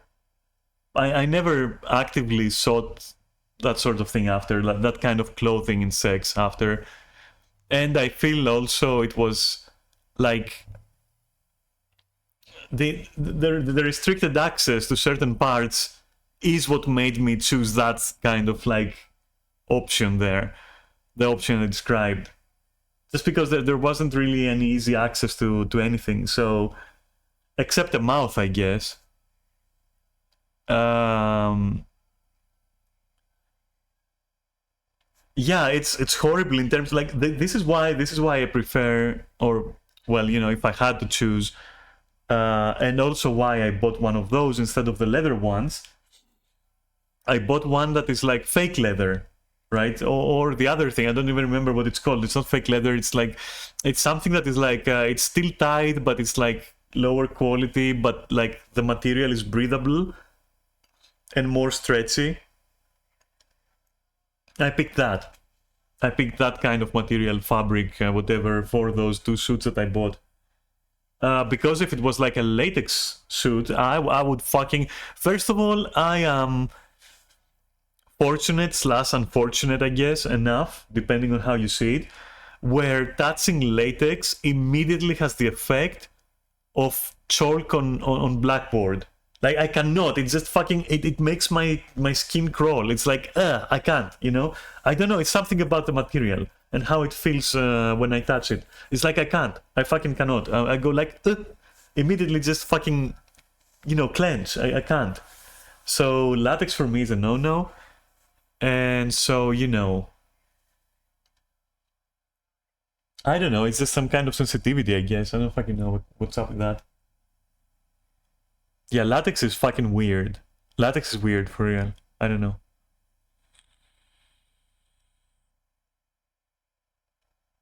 No, I prefer proper fabric. I prefer like the shit cargo pants are made of. For example, that kind of like what the fuck is that anyway? I don't even know how you call that shit. Is it fucking what the fuck is that? I don't know. I prefer that thick fucking fabric. I also prefer like the, you know, the more typical one that, you know, the kind of like cotton thingy or whatever. I don't mind that shit. Like, that's cool, like everyday stuff, you know, just normal ass fucking materials. As long as they're well made and like they don't gonna rip or, you know, all that shit. Fleece, I'm not so sure about. I mean, but cotton and polyester, yeah, that's fine. That looks great. I mean, it's just a black thing that looks good, right? So I like three things. I like sexy, I like black, in terms of clothing and materials, and practical, right? If you can combine these three things, for me, that's the perfect clothing. Like that's the perfect. I'll wear this all day. I don't fucking care. I mean, that's why you see me with just like a. Usually, I'm wearing like just a black shirt, like just a black top. I don't care. Like that's all I need. It's stylish. It's simple. It's like it's kind of hot. It's practical. It's like that. That's what I like, you know.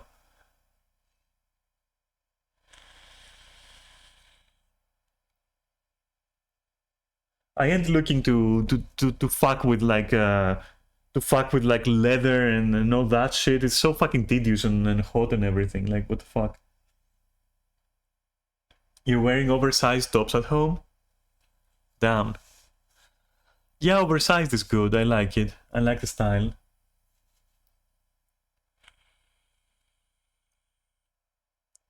I like oversized cargo pants. I used to run around with those. I used to wear like oversized cargo pants for real. Like on purpose oversized, you know, they were fucking huge. I love that. It looked very fucking goth industrial shit, you know, it looks pretty fucking cool.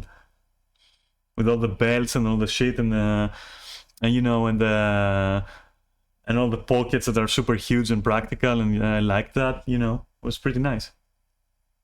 I gotta buy one of those again, because I have none right now. I wore them so much that I literally wore them out. Like they fucking got destroyed after 10 years of like constant use. So I need to buy more of those.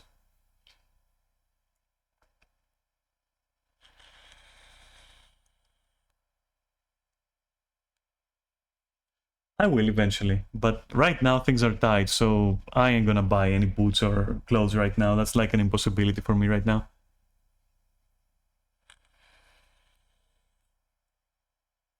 What's stream gaming? Stream gaming is like, okay, so I'll show you what it looks like. And brace yourself, because I'm never gonna show that again, okay? So stream gaming would be, so you're, wow, why is my camera, wait a moment, I have to adjust some things. What the fuck, camera? Like, what the fuck are you doing? Come on, dude. Is this better? Okay, you can partially see me, right? Okay. So stream gaming would be, this is normal, right? This is like how you game, all right? You just, there's your keyboard and you're like, whatever, you just hear, okay? And stream gaming is like when you start going like literally like this, and you're like a shrimp, okay? And it's like when you're gaming over time, you start like slouching slowly. And then you start going like this, and you go like, you know, you kind of lay back as well, and you go like this. and you become like a fucking shrimp. So the reason why I have shrimp gaming there is basically if someone wants to remind me to check my posture. It's my way of saying posture check, you know? Most streams just say posture check for the same purpose.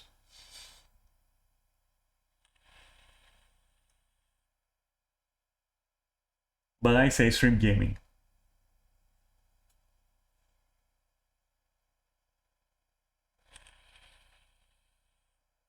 So you literally become a fucking shrimp. You literally look like a shrimp because like your elbows are like, you know, curled up like in front of your chest, and you're like crooked as fuck. And you know, you literally look like a fucking shrimp, honestly. So yeah. And if you're a little bit of a troglodyte, you probably also kind of have your legs like kind of folded or, you know, crossed over, you know, one over the other, and it kind of looks like the tail of the shrimp. And you get the idea anyway. I explained it. Anyway, let's move on with this because I want to finish this stupid video, which is a great video, by the way. And then we're gonna go watch the other one from the same person because I kind of like this one so far. And it gives me a lot to talk about, so let's fucking see. Bias. We have the tendency to view two options as more distinctive when we evaluate them together than we do when we evaluate them separately. Our predictions of what will make us happy don't always turn out to be accurate. This disconnect, in combination with our tendency to compare specific parts of the options we're given, rather than form holistic impressions of each option on its own, give rise to distinction bias. Whoa! Wait a fucking minute. I wanna watch this again. What the fuck? That was some science right there. Wait a minute. Distinction. Bias. We have the tendency to view two options as more distinctive when we evaluate them together than we do when we evaluate them separately. Our predictions of what will make us happy don't always turn out to be accurate. This disconnect, in combination with our tendency to compare specific parts of the options we're given, rather than form holistic impressions of each option on its own, give rise to distinction bias.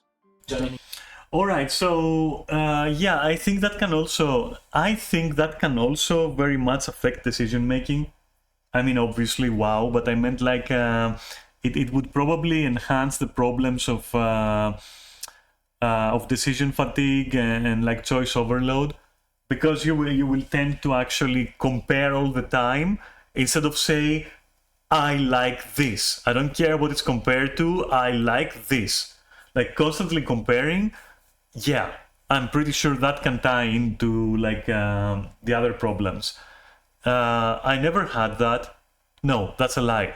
I actually do have that, but to a healthy degree, you know, because it's the second step in choosing for me, second or third step. It's not like the immediate step.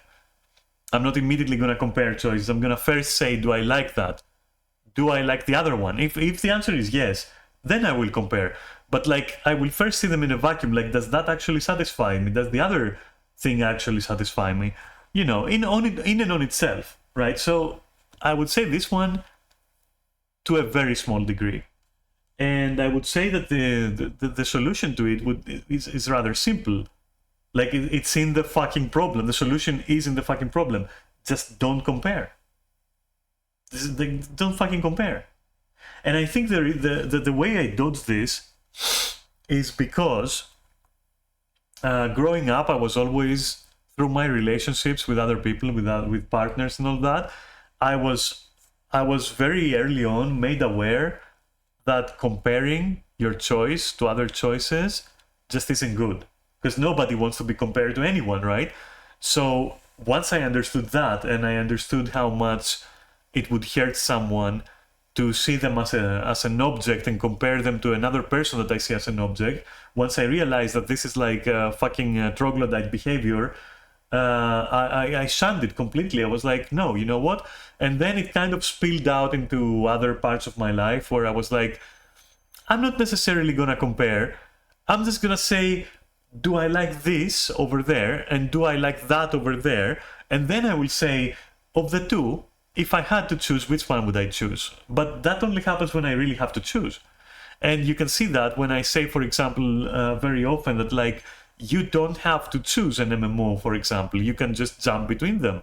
If you like all of them, if all of them have things that please you, you can just play all of them. Sometimes this one, sometimes the other one. You don't really have to compare all the time and be like, I want to play this, but I compared it to the other one, and my fucked up brain is telling me that I shouldn't play it. You don't have to do that. Just play both, you know, and see the positive sides of both or the negative sides of both, for example.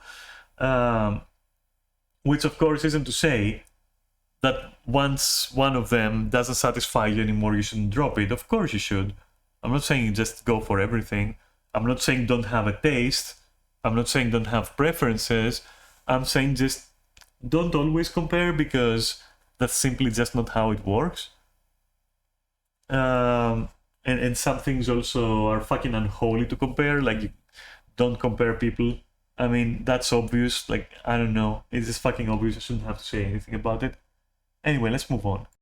Kruger effect. Those who are overconfident in their ability may not actually be the top performers, whereas those who believe they are average, or even slightly below, often demonstrate great skill. People of low ability may not have enough intelligence to fully grasp how complicated... Alright, so I feel the first part shouldn't be in there. Legit, I'm gonna tell you right now, I feel this first part shouldn't be in there, because notice what he's saying. In their ability may not actually be the top performers. If you're like, those confident in their abilities may not actually be the top performance. Okay, but that doesn't necessarily mean that they have an unhealthy percentage of this effect, of this bias. That only means that despite their lower capabilities, they might even perceive their lower capabilities, alright? Maybe they do, but they're still confident. That's not Dunning-Kruger. I'm sorry, that is not it, though. Like, for example, right? I know that I am not as good a player of Final Fantasy as other people, for example, in my group. But I am confident in myself of the level I can play at. That's why you'll often hear me say, I'm not gonna say that I'm perfect or exceptional, but I will say, however, that I am actually good. And I am confident in that. Is that Dunning-Kruger effect? It's not.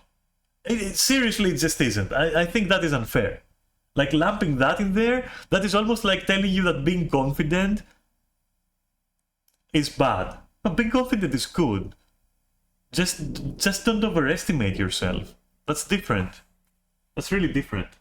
And then he says, whereas those who believe they are average, or even slightly below, often demonstrate great skill. That is also wrong and has nothing to do with someone having the Dunning-Kruger effect or being a victim to it, because there is no rule that says universally those who think they're average are universally, factually much better than they think. No. Sometimes people are aware that they're average, and they also aren't that confident. And that has nothing to do with anyone else being or not being a victim of Dunning-Kruger effect. So this is completely erroneous. This is completely wrong. So I'm gonna ignore like that first part, and also the existence of people who are modest but actually are really good doesn't imply that anyone who isn't that isn't also extremely skilled, because we have cases of people who are extremely arrogant and extremely skilled. We have cases of people who are average and are also timid. You know, precisely balanced. And neither of these can be used as a marker or as proof or evidence that like someone else who isn't exhibiting the same characteristics suffers from Dunning-Kruger effect. So all of this is just a pile of dog shit, and I think I will just keep everything said after this. People of low ability may not have enough intelligence to fully grasp how complicated something can be. Yeah, that is the Dunning-Kruger effect. That is a Dunning-Kruger effect. Everything else is just dog shit what he talked about. Fucking fight me. I'm gonna die on that hill. I'm gonna fucking die on that hill, I'm sorry. So this then, do I have that? Do I have too low IQ to understand that I am lacking in ability? No, I will categorically say that while I don't believe I'm too smart, I must apparently be smart enough to realize that I'm not the best or the sharpest tool in the shed, or the most skilled in gaming, on average. So, but at the same time, I'm also very confident in myself. You know, most of the time I'm like, yeah, I can do that. And usually I prove myself wrong, usually. And you can see that when I say sometimes, for example, I'm pretty sure I could do ultimates in Final Fantasy if I wanted. I wouldn't be the best, I wouldn't be passing top, I wouldn't be clearing week 1, I wouldn't do this, but I could do it for sure. So, you know, is that Dunning-Kruger effect? No, not at all. You know, you should be confident in yourself. You should be honestly confident with yourself, not overconfident, not overestimating, but like, yeah, don't be afraid to take the W's, right? If anything, I am quote unquote guilty of the opposite, where I will say for myself, sometimes I will self-deprecate, okay? I do that, for example, sometimes. Causing them to overestimate their knowledge or ability. Einstellung effect. This describes when... But like, I know a lot of people who do suffer from the Dunning-Kruger effect. I know a lot of people who are very passive-aggressive about that, but they very clearly have it, and you can pick it up very easily, even though they try to mask it 1,000 different ways. But you can still see it, and it's very annoying when it happens. And to my experience, exactly because these people are lacking the necessary fucking brain processing power. And mind you, this can be isolated to like a game. It can also be isolated to something else. It doesn't mean that they generally are stupid. It means that towards this thing, they are just helpless. They're just not gonna see it. Like, they don't have the necessary kind of IQ related to what they're doing to actually see that what they're doing is lacking. All right, but that doesn't mean that they will be, generally speaking, stupid. So there is also that. There is, you can have very intelligent people, provenly. I have first-hand experience with that. Very intelligent people who do have such a severe Dunning-Kruger thingy, like for real, and they're very smart people, smarter than I am. But maybe that's what makes them think that this intelligence applies to everything. All right, and to give you a good example of this, but it's a theoretical example, not a real one currently. You can, but I'm pretty sure oh wait, you know what? Actually, I have met a person like that. So, for example, there is someone who's like, that I know, who's like very intelligent. All right, they're very intelligent. They're very capable in general in gaming. They're quite capable in gaming, and they do really well in Final Fantasy, for example. They really just do really well there. But then when they move over to like Guild Wars, for example, they just can't do shit, and they seem to be angered. And they lash out because of it, because in their perception, they should be much better, or they are good enough that what's happening shouldn't be happening, which is basically eating dick all day in every single encounter. And they overestimate themselves just because they are generally intelligent, and just because in Final Fantasy they are capable of doing, like, you know, things that I consider, for example, very difficult to do. But then when they come over to another game, that doesn't translate, and then they eat a dick, and then they go like, oh, I'm super good, but the game is shit. So that, I believe, is actually Dunning-Kruger effect. On a person that is generally intelligent. And also, it's also like, you don't have to, like, these biases, like, you gotta like keep something in mind. These biases, don't demonize them.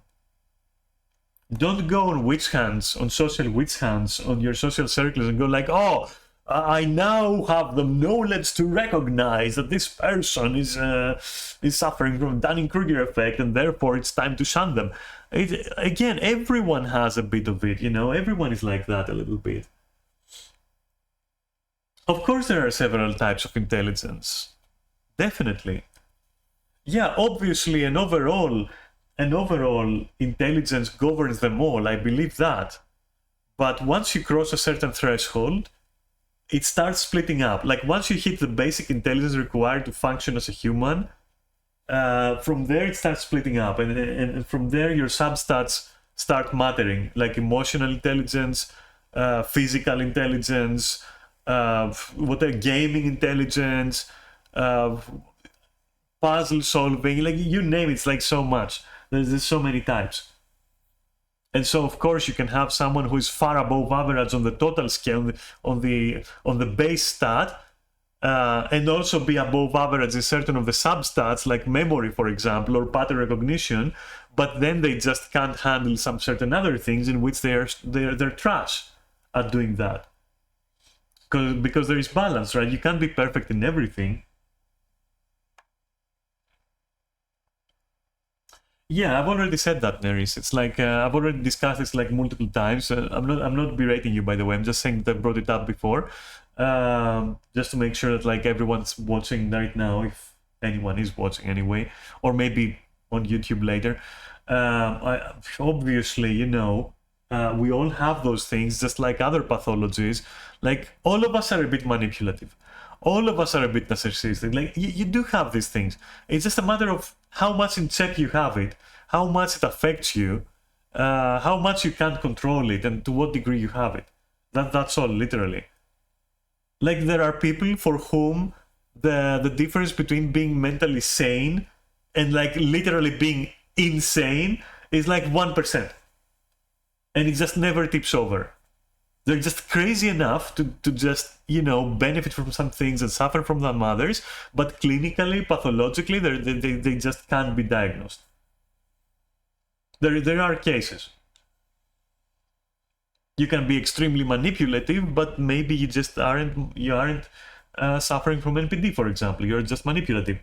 Or you're manipulative to a degree where it's not a pathology, but rather a choice, for example. So everything is in degrees. Everything is in degrees. Nobody's not at all, quote unquote, crazy. Nobody's not at all depressed. Nobody's not at all fucking obsessive. You know?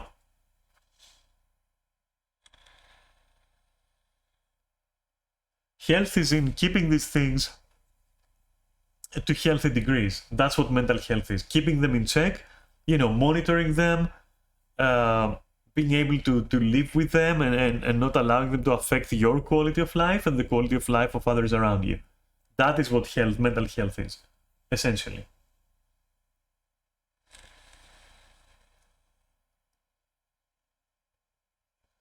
Nobody's looking to create like the perfect fucking spotless mind, you know.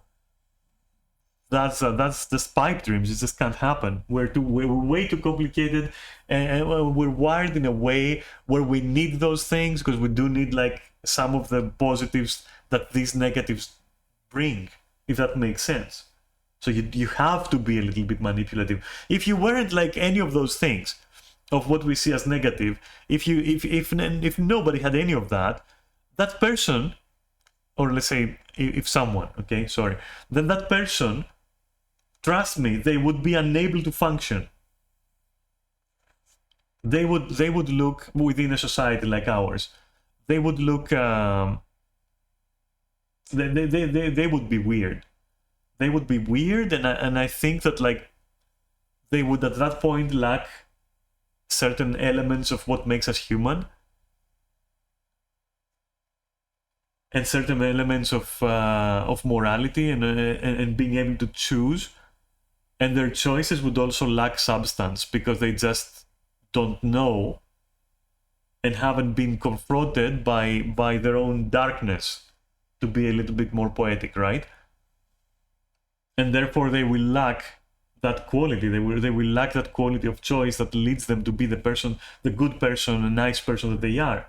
They're just obligated to be that person. And such a person would be probably highly problematic as a part of anyone's social network, because then they would also lack understanding of the people around them and their motives and their choices. And they might even, like, for example, such a theoretical person might even like end up being you know, aggressive and then going on witch hunts, for example. You know, it's a very slippery slope there,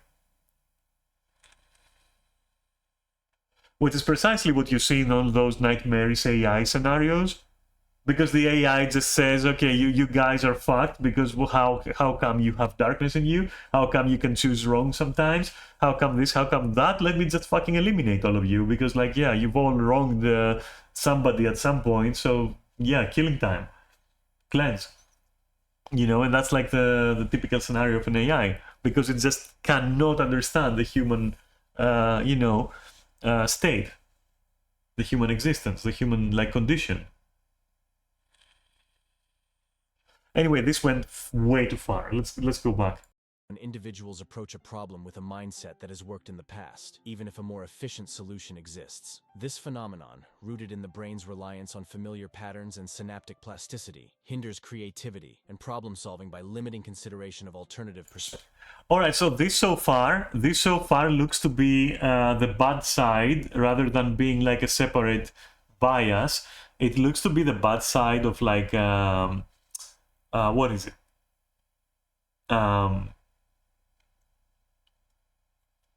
I don't remember what it was. Was it like one or other of the initial ones? This looks to be the bad side, and I know because I do have this degree, and it came hand in hand with the other thing that I'm talking about, and I do recognize it in myself sometimes. It is easy, if I'm not vigilant, if I'm not mentally vigilant and spiritually vigilant with myself, I can catch myself sometimes doing this. And I can guarantee you, Approach a problem with a mindset that has worked in the past. this is fine. This is fine, because this part of it is healthy, because you use what you know to try and solve a new problem. That is experimentation. That is not the bad part of it. This is fine. So far, this is fine. This is healthy. But Even if a more efficient solution exists. now this depends. This little part that he added here depends on whether or not you already know the solution, because to reach the solution, sometimes, especially if you're solo and it's your problem and you have to solve it, you have to go through this to reach this. Now, if you reach this and you go back to this, now that is becoming a problem now. That's when this becomes a problem. This phenomenon, rooted in the brain's reliance on familiar patterns and synaptic plasticity.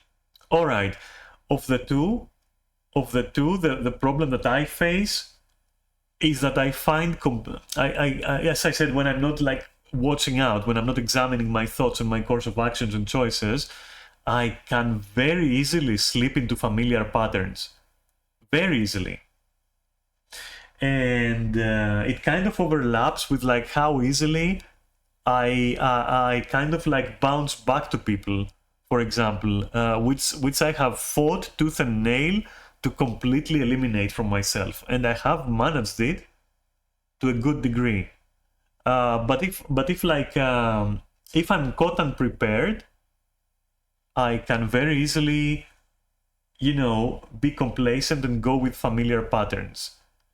But if it reaches and I'm talking about myself now, okay? And if it reaches a state, though, if it reaches this stage where I'm about to backtrack, then I am likely to catch it. I'm likely to say in the moment, wait a fucking minute, I want to try this new solution because it kind of looks better. So even though I do go as far as, like, falling victim to familiar patterns, when it comes to problem solving and, like, actual important matters, I will actually snap out of it. But I do have that a lot. Patterns and synaptic plasticity. I have no idea what he means with synaptic plasticity. I think that's like a euphemism for being stupid. like, you know, being able to form like new fucking connections between your fucking neurons so you can actually reach a new new conclusion. I don't think I'm that dumb, and I think that like if you're at that point, you are helpless again, just like the case was with like some other stuff where I said that like if we're taking extreme cases where the person is literally a moron, like literally actually legit a moron, then there is no coming back. And I think this is one of those. Like synaptic plasticity to me sounds, and I might be wrong, but to me it sounds like at first glance like yeah, basically you can't, you know, your neurons aren't firing, you're not making connections, you can't connect dots, and you can't reach a new conclusion at all. Or you just deny it because you feel like it's too complicated or too smart for you, which falls under the category of self-deprecation. So basically underestimating your mental capacity, which in and on itself can happen because maybe you want to avoid problem solving, maybe because you just don't like being part of a process that is important, just like some people, as we saw earlier, don't like discussing important matters but would rather discuss unimportant matters. So everything of that is like kind of connected. But yeah, there is a chance that people are keeping themselves stupid as well, just to avoid just so causing themselves this effect by avoiding this completely. So yeah, there's like many situations. It's not as simple as this guy describes. It's not as straightforward. And yeah, I know quite a few people who literally, I mean, even myself when I was younger, I think I've mentioned before that there has been a time in my life, that's also a time I regret as well, that's one other thing that I regret, where I would literally force myself to be stupid. Believe it or not, I just wanted to not have to choose anything. I just wanted to not have to think anything. I wanted to just not think. I wanted to be stupid. I didn't want anything more complicated than like, you know, because I was burned out. And I was burned out because no matter what I did was never enough for anyone around me, at least in my immediate environment. I was very underestimated. I was kept back. I was, you know, a lot of things. And so at that point, I just didn't want to bother anymore because I felt like it didn't matter, and I was honestly infuriated. And you know, as a defense mechanism, I was like, you know what, fine. If people around me think that I'm that fucking useless, then I just want to be that and let them fucking deal with everything. And I did that, and I regret that. But so yeah, there are people who can do that. Like I could do that for real, and I have done it. But do I do it now? No, I fucking hate it. But anyway, yeah. So let's go on. Hinders creativity and problem solving by limiting consideration of alternative perspectives. Yeah, that's the thing. So I would limit myself a lot there. Yeah. That's true. That's true. Back then, like that thing that I said, yeah, the way that I quote unquote became more stupid was to literally hush myself whenever I would have ideas, whenever I would have initiative. I would be like, nope, fuck it, I ain't doing anything. It was miserable. I hope no one ever has to feel that. And I do hope that if you are under, or if you have like an unhealthy degree of that bias, the Einstein or whatever effect,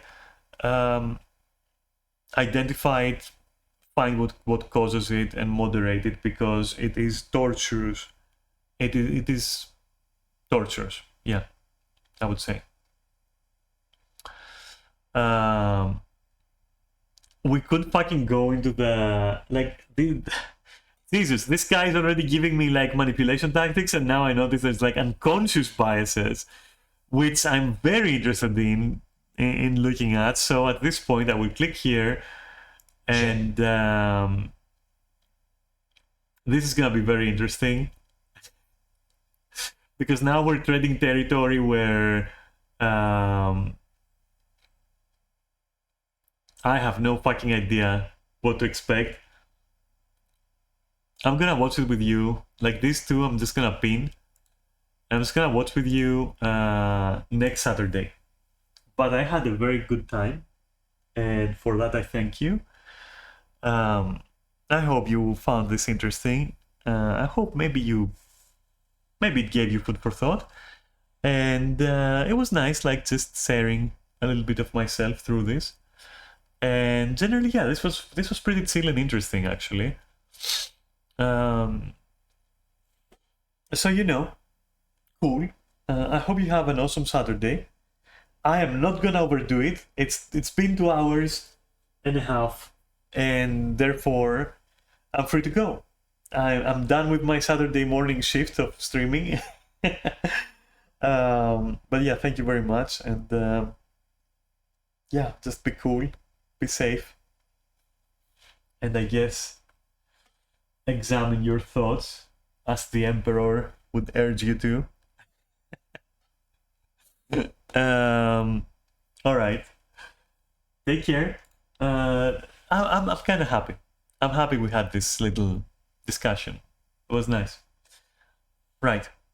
Thank you for watching and have a great Saturday. And I'll see you on Monday, okay? All right. Bye bye.